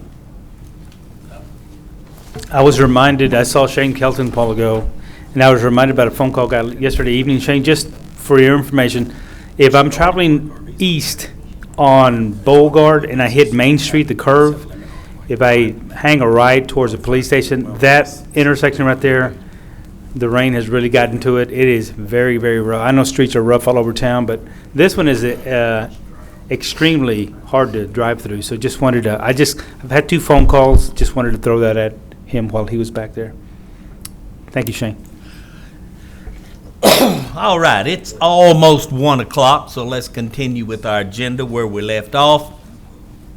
And start with number 23, which is the first public hearing and consideration of introducing an ordinance amending Chapter 12, Exhibit A, zoning ordinance of the Code of Ordinances, City of San Angelo, Z1419, Galen Weiserhausen. An ordinance amending Chapter 12, Exhibit A of the Code of Ordinances, City of San Angelo, which said Exhibit A of Chapter 12 adopts zoning regulations, use districts, and the zoning map in accordance with a comprehensive plan by changing the zoning and classification of the following property to wit: 902 and 926 West 29th Street, and 2 unaddressed tracts located in the northwest corner of the intersection of West 29th Street and Riverside Golf Club Road. Changing the zoning from combination of low-rise multifamily RM1 and office warehouse OW to general commercial CG for an unaddressed 2.8 tract of the F.E. Kramer Survey 318 Abstract 112 and heavy commercial CH for the remaining eastern tracts at measure 1.29 of the F.E. Kramer Survey 318 Abstract 112, providing for severability and providing a penalty. Ms. Guerra. Yes, sir. Item 23 is a rezoning of 4.12 acres at the northeast corner of West 29th Street and Riverside Golf Club Road. It's in District 2. The zoning map, the existing is... Now mine says item 23. Yes, I pulled up everything. It's item 23. I know my slide says 24. The slides were made prior to the agenda being changed. So it is 23? Yes, sir, it is. Your slide is wrong. My slide not my is wrong. agenda. My slide was done prior to the agenda changing. Please continue, ma'am. Yes, sir. From now on, I won't put the item numbers on there so there won't be a confusion. The existing zoning is low-rise multifamily and office commercial. The applicant is proposing to go to general commercial and heavy commercial. The future land use of this site is commercial, so therefore the proposed zoning is consistent with the comprehensive plan. 5 notices were sent out within a 200-foot radius, and 0 responses were received. Staff recommends approval for the following reasons before you and in your staff reports. On August 25th, the Planning Commission unanimously recommended approval, and the action requested today is to approve zoning case Z1419 and adopt the ordinance on first reading. Marty, this is yours again.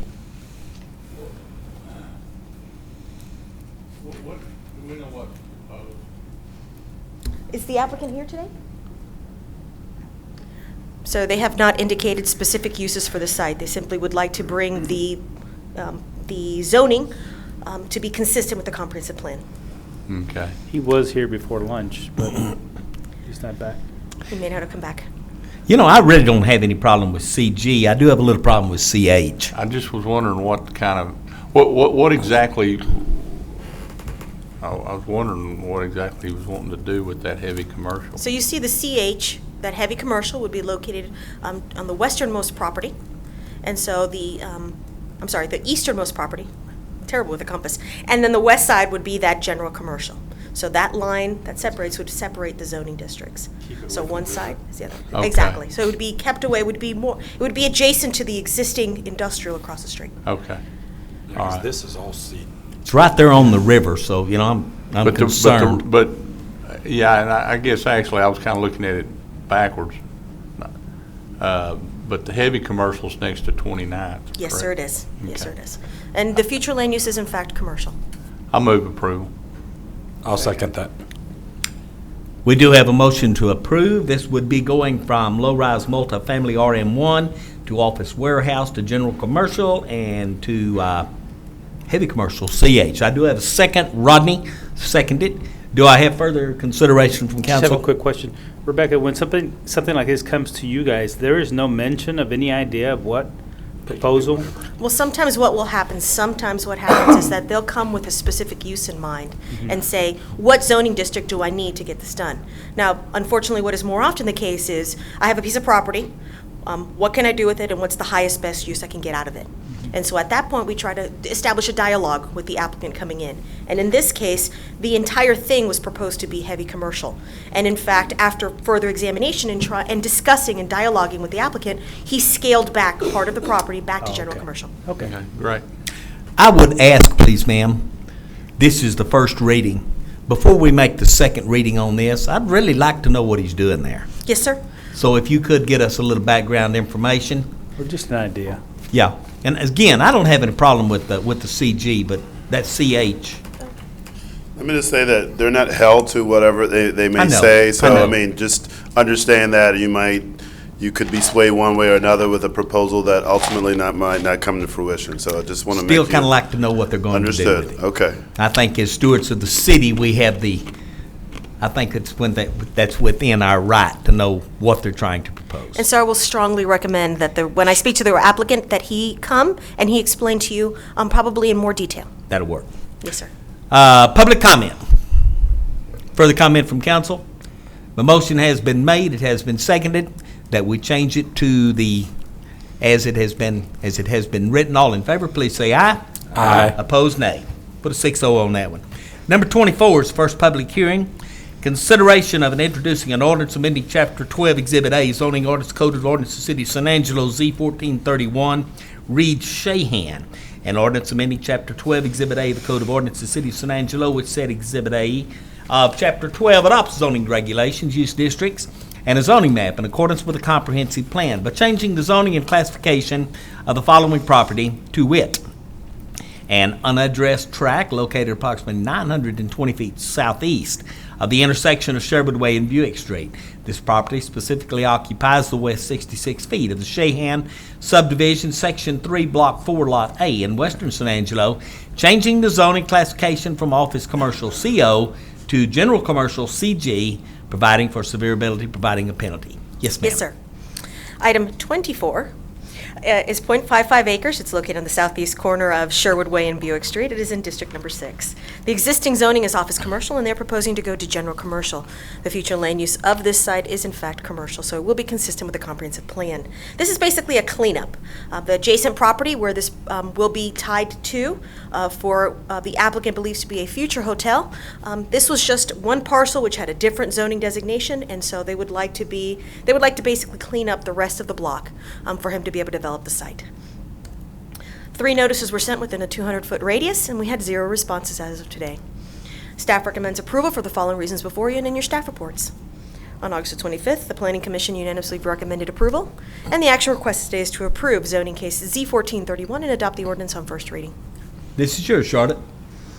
Yes, it is. I never have liked that street. It just really, to me, adds to the congestion, Buick Street out into Sherwood Way.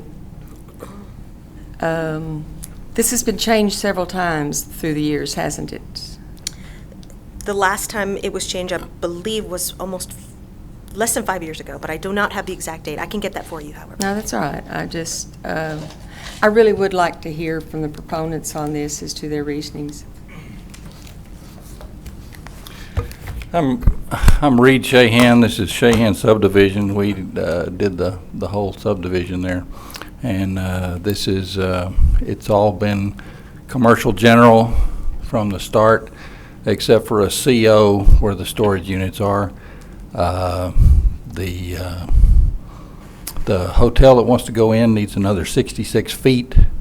There's a good buffer of storage units in between it and the drainage ditch and the neighbor beyond. All the other businesses are fine with it. I have no opposition from any neighbors. It's a good addition to what we're doing, and it's only half an acre. Thank you, sir. Any questions, Charlotte? No, I have no questions, and if that's what they'd like to use it for, I'll move to approve. Second. Do have a motion and a second to approve, going from CO to CG. Do I have further council consideration on this item? Do I have public comment on this item? Call for the vote. All in favor, please say aye. Aye. Opposed, nay. Drop a 6-0 on that one.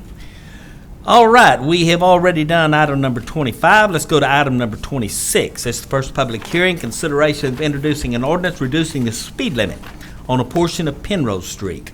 An ordinance amending Chapter 10, Article 10-200 of the Code of Ordinances, City of San Angelo, Texas, altering the maximum speed limit on Penrose Street beginning at the intersection of Cristobal Road and extending east to LaSalle Drive, with such street being located in the City of San Angelo, Texas, provided for severability, providing for a penalty, and providing for an effective date. Mr. Carl? So I'm Carl Bednar, City Engineer. Got a street over in the eastern central part of San Angelo's small two-block area that is currently speed zone for 30 miles an hour. It's a very narrow street. We've had some complaints on it. We've tried other issues over the years of trying to reduce to get people to run the speed limit that's there. It's a 30-mile-an-hour speed limit now, and we've done some engineering studies on the street and can reduce this down to 20 miles an hour. I think that would help with the issues we're having out there. This shows a location of where we're talking about. This is bordered on the western part by Cristobal Road. It would be on the left part of that yellow line, if you can hardly see the yellow there. The east one is LaSalle Drive. Penrose Street is what we're talking about. Glenmore Elementary is on the very right side of the picture against Bell Street. So we're looking to reduce this from 30 miles an hour down to 20 miles an hour. This is a picture where it narrows down. This is just to the west of Glenmore Elementary, looking back to the west. This is looking east. It should be looking west. I took this in the morning, so it's looking back toward Cristobal Road. And it's about a 36-foot wide, and then it narrows down to a 20-foot, and there's no parking during the day.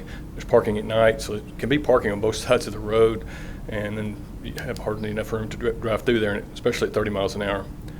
Here's another picture kind of farther up into the section. You see we've already tried speed bumps in this area, and that's still not really slowing traffic down. So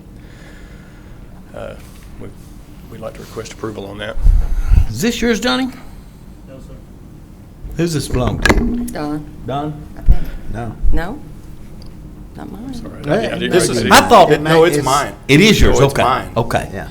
Well, I thought you were changing Mine it there by the stops at school, but you're mine goes changing all over the other end. The other end. It's 20 miles an hour during school hours at the school, and it's 30 miles an hour in that one block or so. But and it's wide enough right there. It's just that when you get down just a block west of that, it really chokes down. It's for 2 blocks, 2 or 3 blocks, it's choked down. Yeah.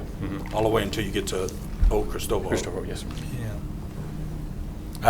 This is mine. I move that we do lower this. We accept the changes. presented. I'll second that one. Okay.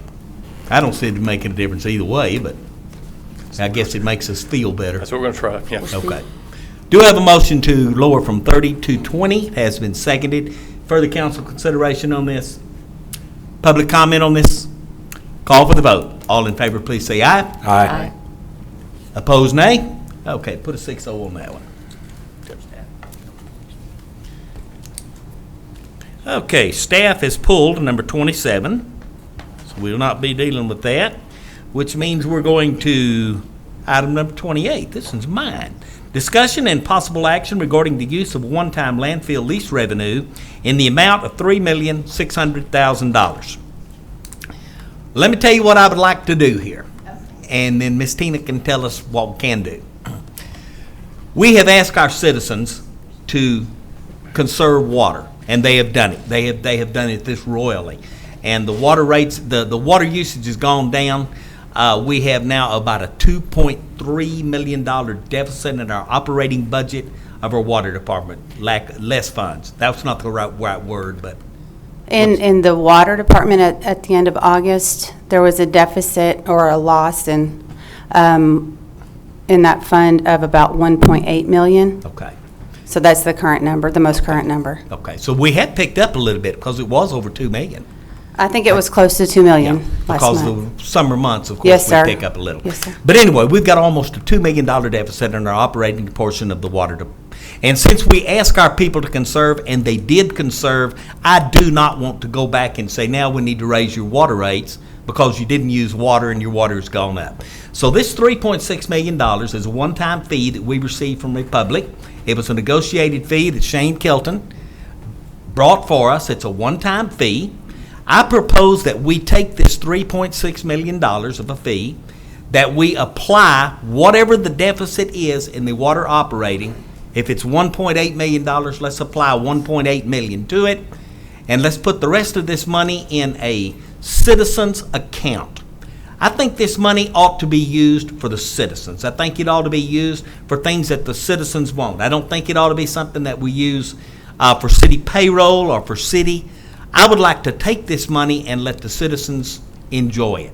So I propose that we pay off this deficit, bring it up to zero, and put the rest of it in an unassigned fund.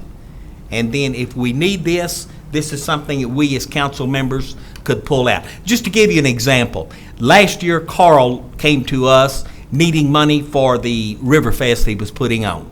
And we told him, no, we're not going to give you any money. And we didn't, and he ran a deficit, but he brought it back. This is a perfect fund. This is something that is for our citizens. It's something for the good of our citizenry. This is money that we could pull from, and if we need it for something else, all we have to do is pull it out. It's not lost, it's not hidden, but it's money that we have put in an unassigned account for things that we need. It's a savings account, and I've been told not to use the word rainy day fund, but it is an unassigned fund, which is similar to a rainy day fund for things that we might need in the future. That's what I'd like to do with it, and I need 3 people to go with me and say, yes, that's what we need to do with it. Okay, I would just like to remind you as well, I know that we discussed this last week with you, that there is also a deficit currently in the landfill fund of negative $2.3 million. Yes, ma'am. And so I know that you'd want to cover that as well. And we have the money in place to cover that because we, for the last several years, have been building a landfill closure fund. And there is in the excess right now, according to my knowledge, of $3 million in that fund. That is enough to take care of the deficit we have in the landfill fund. And in the new proposal under the new contract, Republic is responsible for the $8.4 million that we need to close the landfill. So they're already putting almost $4 million into the fund, and they will add to this $187,000 per year. I'm sorry. So that when the landfill is full, the money will be there to close it. So the citizens have already started this fund. They've been saving. So I say take that and apply it to the Right, and that is the plan for the landfill. The trust has not yet been established, but we expect that to be established by the end of this month, hopefully. What I would propose is that we wait until year end to see where, the water fund, the landfill fund, all of the funds stand, and then make a decision on it. I have no problem with that. And I thought maybe we come back in November to do the water rebate and analyze that. Okay. Maybe that would be a good time to discuss the rest of this as well. I would like to get a vote on this, that we put this, that we accept the concept. And as far as waiting a month or two to put this into the new budget year, I don't have a problem with that at all, so that we can see how everything lines out. Okay. But I'd like to get a vote on this.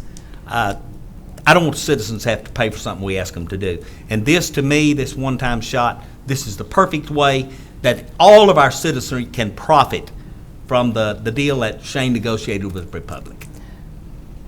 So I'm going to make a motion that we take this $3.6 million, that we pay off the deficit in our water operating, and that we put the rest of it in an unassigned savings account for future citizen needs, and that this be done after we enter our new budget year when we know exactly what we need. Well, is there any difference in what I'm about to ask and what you're saying is if we take these funds and add it to our landfill closure reserve, and the end of this month or in October, look at what the final numbers are before we apply to deficits? I mean, is that saying the same thing, Michael? Right, well, the closure reserve is now being provided for through the contract. So there will be a trust set up. At the end of each year, we will book the liability to the correct amount per the actuarial values, and then the trust will be brought up to that same amount. And so that will be a wash, an even amount. And so what the mayor's referring to is that this $3.3 million that you see up here would be released because before we've had it reserved in the landfill fund balance. That landfill budget will take care of itself. That's going to wash. Don? What were you going to do if the mayor didn't come up with this? What were you going to do with that $1.8 million? That would be a question for Shane and for city management, I believe. The $1.8 million that the mayor refers to is a net loss this year. Right. It's an operating loss. The fund balance in the water fund exceeded that.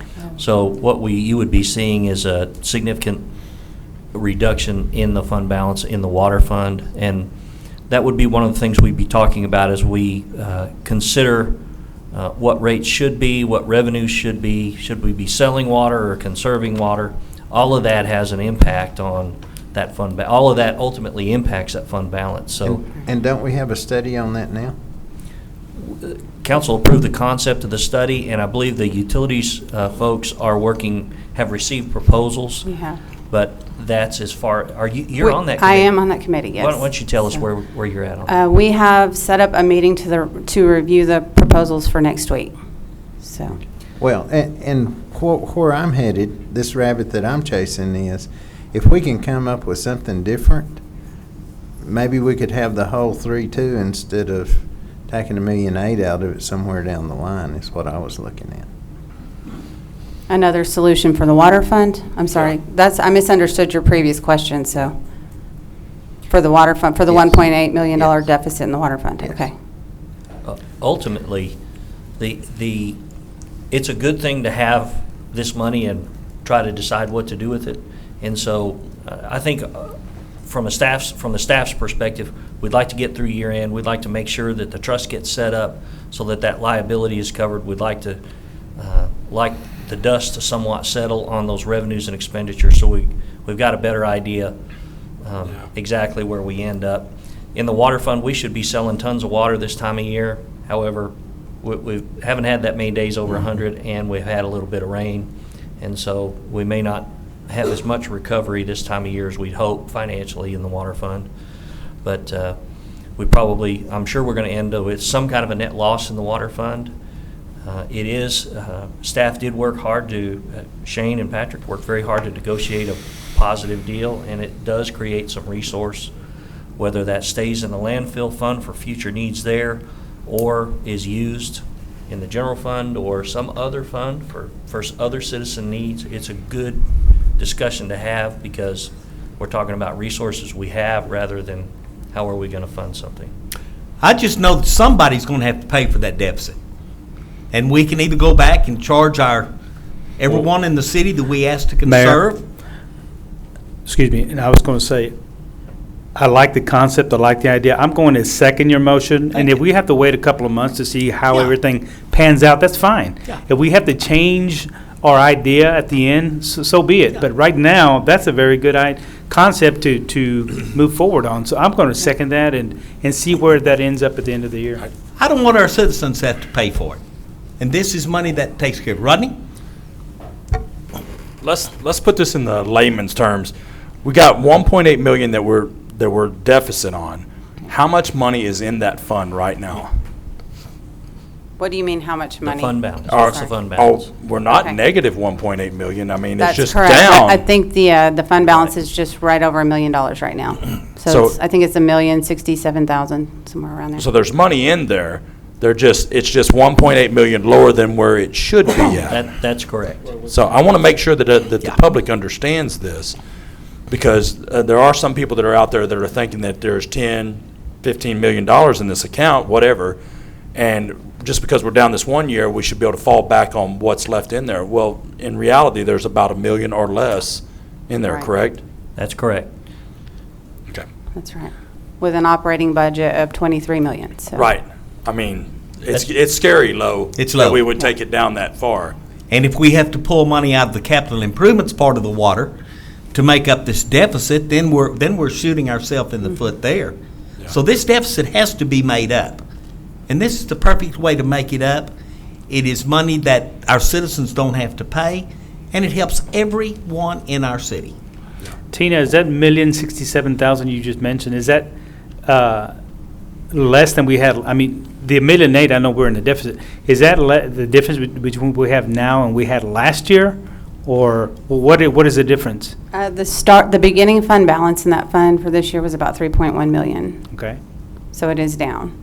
And that is year-to-date with encumbrances, that amount that I just told you Okay. at the end of July, so. Marty? Is there a problem with just waiting and putting this back on the agenda after we see where we stand? Or? No, but I don't have a problem with putting a 90-day hold on it until we see.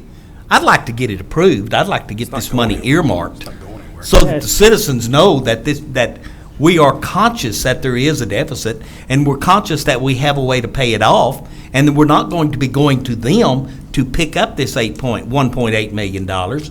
But if we want to put it in there and put a 90-day hold until we see just exactly how our budget year is going to work, I don't have a problem with that. It's the same difference. It's the same difference. But I'd like to go ahead and earmark this, and we do have a second, so we're going to have to take a vote on it. I'd like to go ahead and earmark this and get it in there. Want to put a 90-day hold on it until the first of the year? I don't have problem one with that, till we know exactly what we're working with and have firm numbers. But I want this money while it's there before we get somewhere else. I don't want it going anywhere right now, so I think it's going to sit there. I just would, I'm going to vote against it. I'm all in support. I'm in support of it in theory. I would just rather wait until the end and see where we stand in case we don't have to move 1.8. We could move 1.5, couldn't we? And work with 2.5 and then if we needed some somewhere else, so. And that's what we're doing.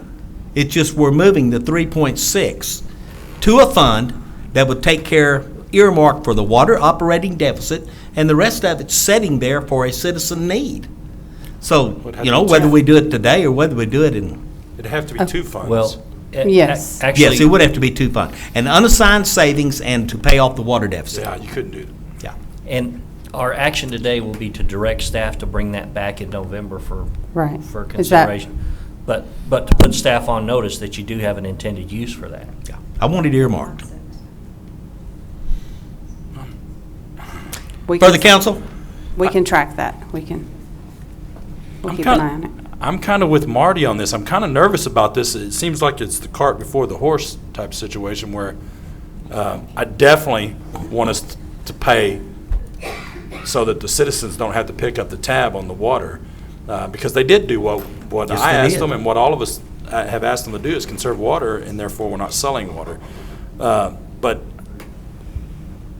I wish that we'd wait until November to take any vote on this, and that way we'd have firm numbers to know exactly how much is going to go into that savings account, how much is going to go into for the deficit of our water account. Well, let me rephrase my motion.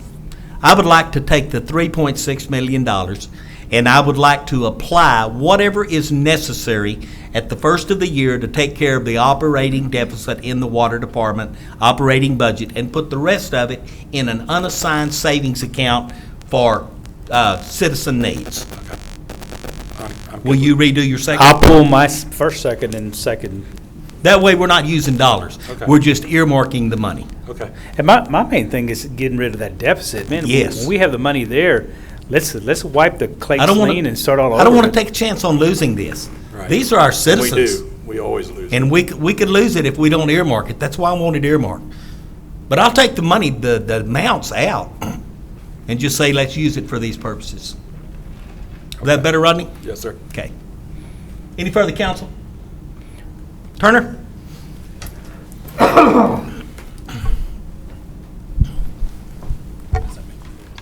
Yes, my name is Jim Turner, and this takes and addresses a short-term problem you have now. I think what might also be appropriate at this time is on the long-term, look at using all of the utility revenues, which includes landfill, franchise fees, water, sewer, etc., as kind of a first stop fund.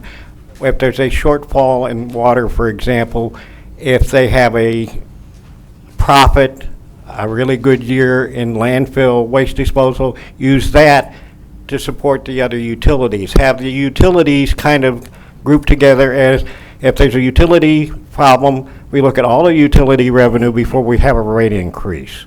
So if landfill is doing great right now, it helps subsidize water. If water's doing better than landfill, it would help that way.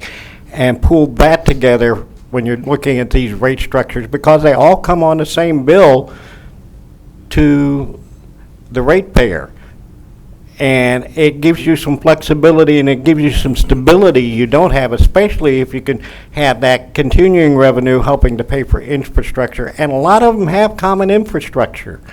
And I think that's, long-term, is a philosophical shift and maybe even restructuring that needs to be made. All of those different funds now are under the same supervision, and having them supporting each other officially by policy makes a lot of sense. Thank you. Thank you, Jim. I agree with Jim. I think that's a very good idea, and I think we've talked about this recently We have, about and combining departments and making sure that we don't have overlap on, especially big vehicles that we had talked about. Well, Daniel's working on that right now. Big pieces of equipment.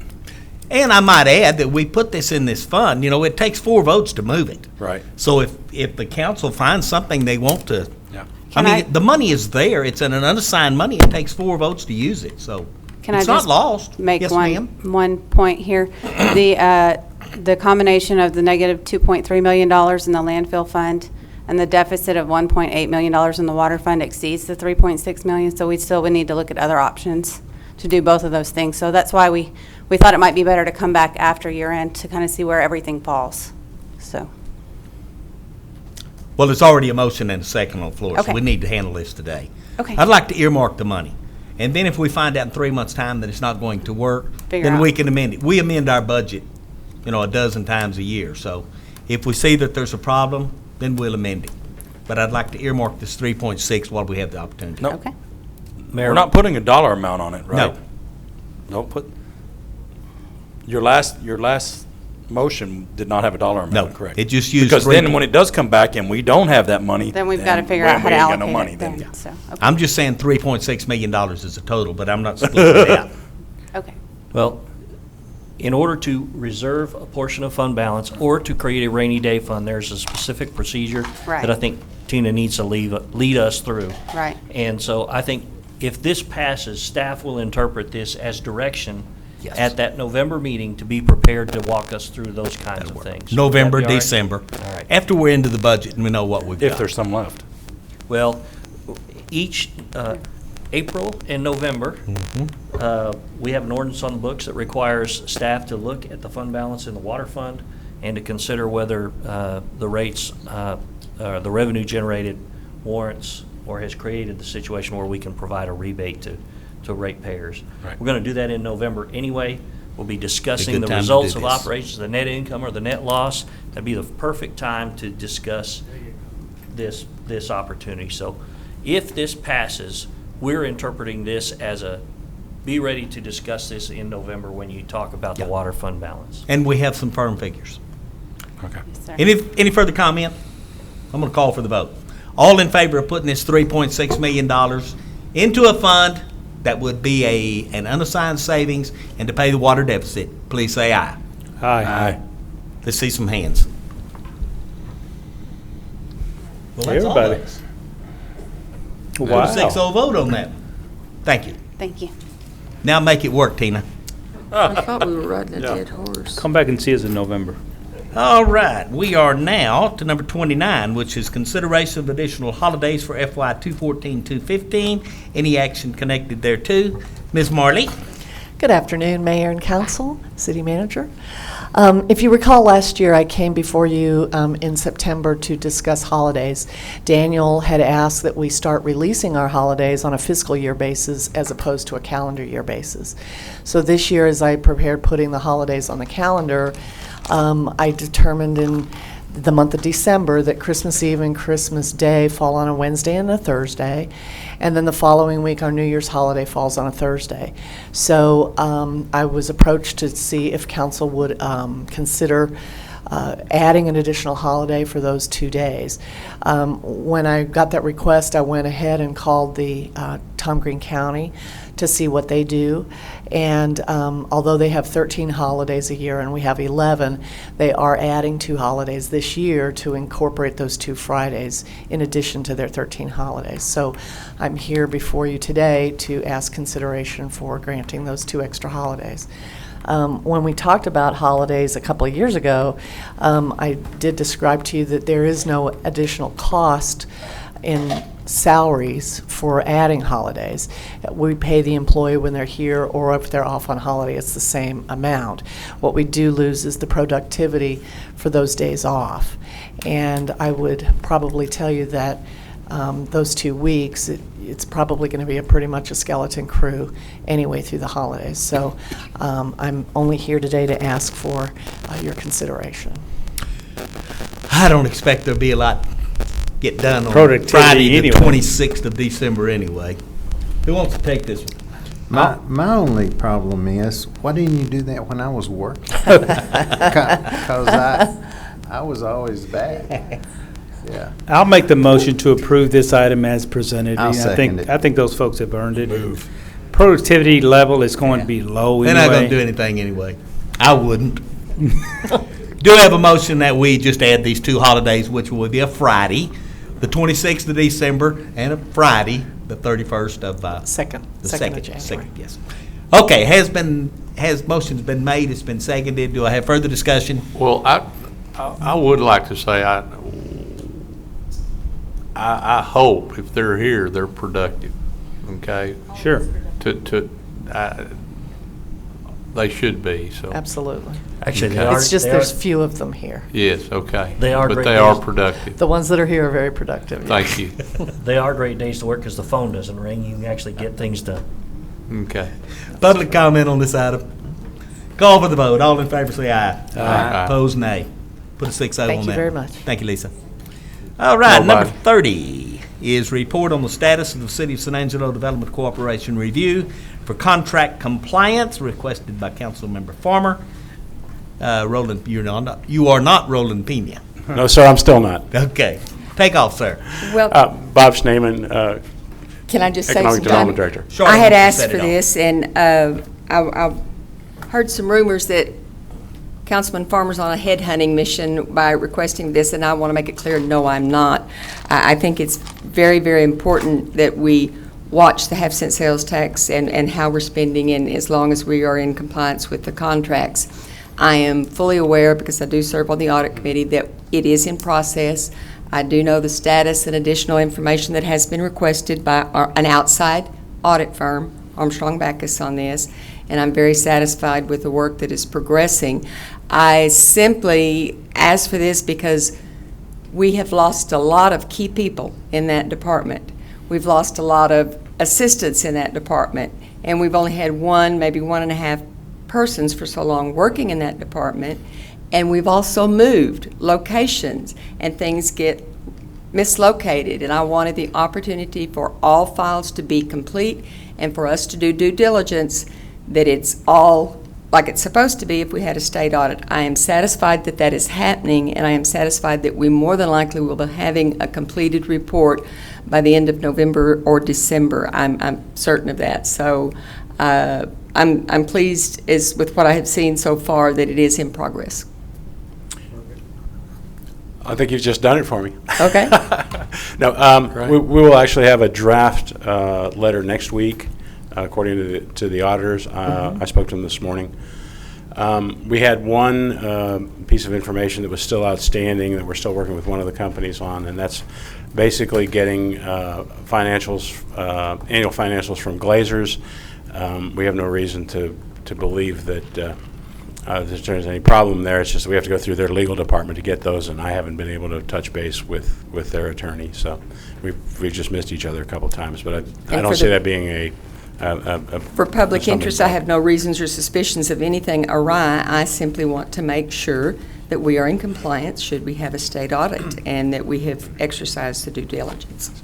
So I would anticipate by probably the next council meeting, we should have something in hand. Thank you. Thank you. Thank you, Bob. And I wish I had something to approve because y'all are obviously in a Christmas spirit today. Yes. Take a day off. All right, number 31, discussion and possible action related to establishing a charter review committee. Ms. Farmer. Okay, I had asked for this and postponed until I had the opportunity to meet with the mayor and the city manager on this, and we did meet. And we felt that the last time that this was put up was in 2007. There were so many items that got postponed because of lack of time that it was time to look at it again. And in looking at who served on the committee before, the three of us had made suggestions that members Jim Turner, Tim Edwards, Greg Gossett, and We added, excuse me, Larry Justice. Larry Justice, thank you, was the recommendations for the committee for them to get started to work on this. And But Larry Justice doesn't know anything about this yet. But, and also, there was how many member before? It was a 7-member board. How many? 7. 7, and so looking for recommendations from the rest of the council today as to who would be good to serve on that committee. In your packets is a list of the 2007 committee members. They were Tim Edwards, Dick Funk, Greg Gossett, Ruby Gutierrez, Charles Powell, James Ryan, and Jim Turner.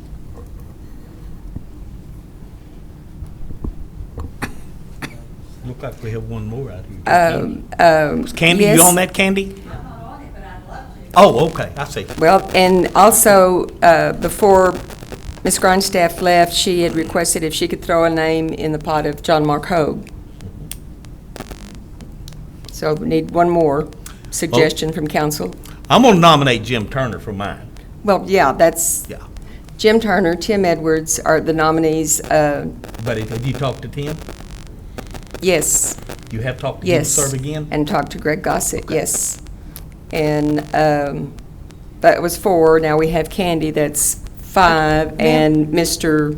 Justice is... May I make a suggestion? Since these were nominees by each individual council member, since these were nominations by each individual council member, may I ask that each council member make their nomination for this committee? I'll nominate Tim Edwards. Is Jim Ryan still on there, you said, or not? Well, it's inactive, so we can start new. Oh, but then let me, since I've got I'll nominate Candy Poole. Okay. All right. Mayor, is this something we need action on today, or you want your council members to go and bring the names back to? I don't know that we need action on this today. I think this is... I'd like to think about it. Yeah, that may be a good idea. Yeah, the three of us had time to think about it, and y'all had it, so... We've already talked about it. We know, I'm not going to pull Jim, so... But yes, I think each council member, and Ms. Grindstaff's not here, so I think it'd be best maybe at the next council meeting. She gave me her name. She did. And that was John Mark. Well, let me rethink about mine. I don't know about. Why don't we think about this and we'll do this next meeting? Everybody have somebody, be sure that the people will serve. Alicia, I assume that a charter committee serves with the idea that we're moving toward a charter election. Correct. Can you help us maybe at the next meeting about how that needs to work, the possible dates and? Yes, sir. Okay. I'll have that prepared. Okay. So Turner? that's the report. Good. Turner wants to speak. Speak to this, Turner. Yes, my name is Jim Turner, and I was on the last Charter Review Committee, and I'm honored to be on the next one. A couple things you need to think about. One of the things that's just as important as the people serving on it. Early on in the process, council also gave some direction on areas they wanted to focus on. And while you're thinking of who you want to be on this review committee, also think of the areas that need to be looked at. There's a few of them out there. One of the things that needs to happen as part of this review, and it didn't happen as completely last time as it should, we need to look at what ordinances these charter changes are going to impact.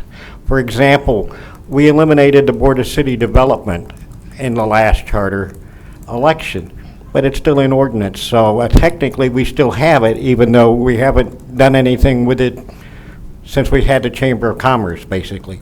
And there are a number of other areas in city ordinances. When we change the charter, we need to review in more detail how that's going to impact the ordinances that actually implement the city charter in that area that we're looking at. Write them down, Turner. Second thing we need to also do, I think we've talked about the timing on this. Trying to get this for the spring election in May is just not going to happen, and have a good product out there that's actually ready for the voters. And looking at the elections coming up, the November election of next year is perfect because the other thing on the ballot at that time is going to be the Texas constitutional amendments. They happen every 2 years, just like clockwork, and having people focused on these key documents, the Constitution and the city charter, which is basically the city's constitution, all on the same election makes a lot of sense, and it has everybody looking at and thinking about that election in the same way. We're there to change some of these fundamental documents and procedures. So the November election, I think, is doable. It gives us a year, not quite, but close to a year to get everything out there, do a good job, and get things done right. And again, we can get the voters out there focused on all similar types of things. We're not dealing with personalities. We're dealing with these fundamental documents. You're not getting a governor, a president. You're getting these key procedural and policy changes that what the charter is going to be. Thank you. Harry. Harry Thomas. I'd like to throw my hat in the ring. I spoke to a couple of councilmen. I've got the time. I spent 40 years reviewing documents, and I'd certainly appreciate the opportunity. Thank you, Harry. And you would be a good nominee. All right. I think we pretty well took care of that one. Next one is 32, consideration of and possible action on matters discussed in executive closed session. I wasn't there. Did y'all talk about anything that we need to talk about? No action. No action. Nothing needs to be spoken about. Number 33 is consideration of approving a board nomination by council and designated council members. A is the Planning Commission, Juan Flores Jr., SMD 3, to an unexpired term, January 2015. Motion to approve. That's my. Do I have a motion to approve? I do have a second from Marty. Further council consideration? Public? All in favor, please say aye. Aye. Opposed? Put a 5-0 on that one.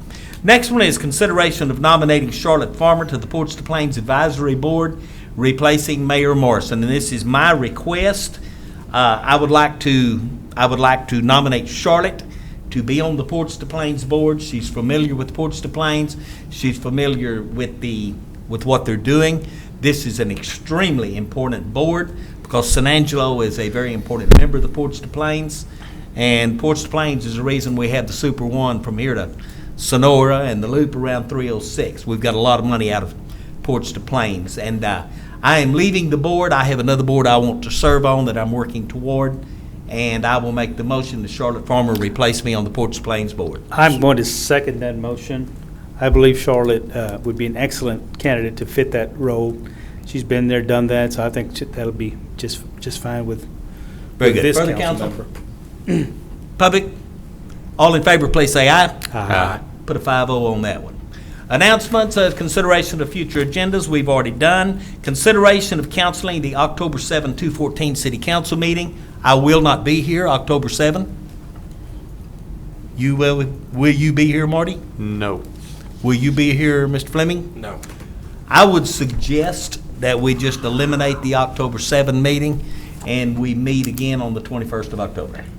Is everybody all right with that? Yes. You all right, Don? Yeah, well, are we gonna have, I'd rather reset it than have a 12-hour meeting like we have had in the past. I'll be back on the 15th. Michael, are we gonna have a bunch of stuff if we miss a meeting completely?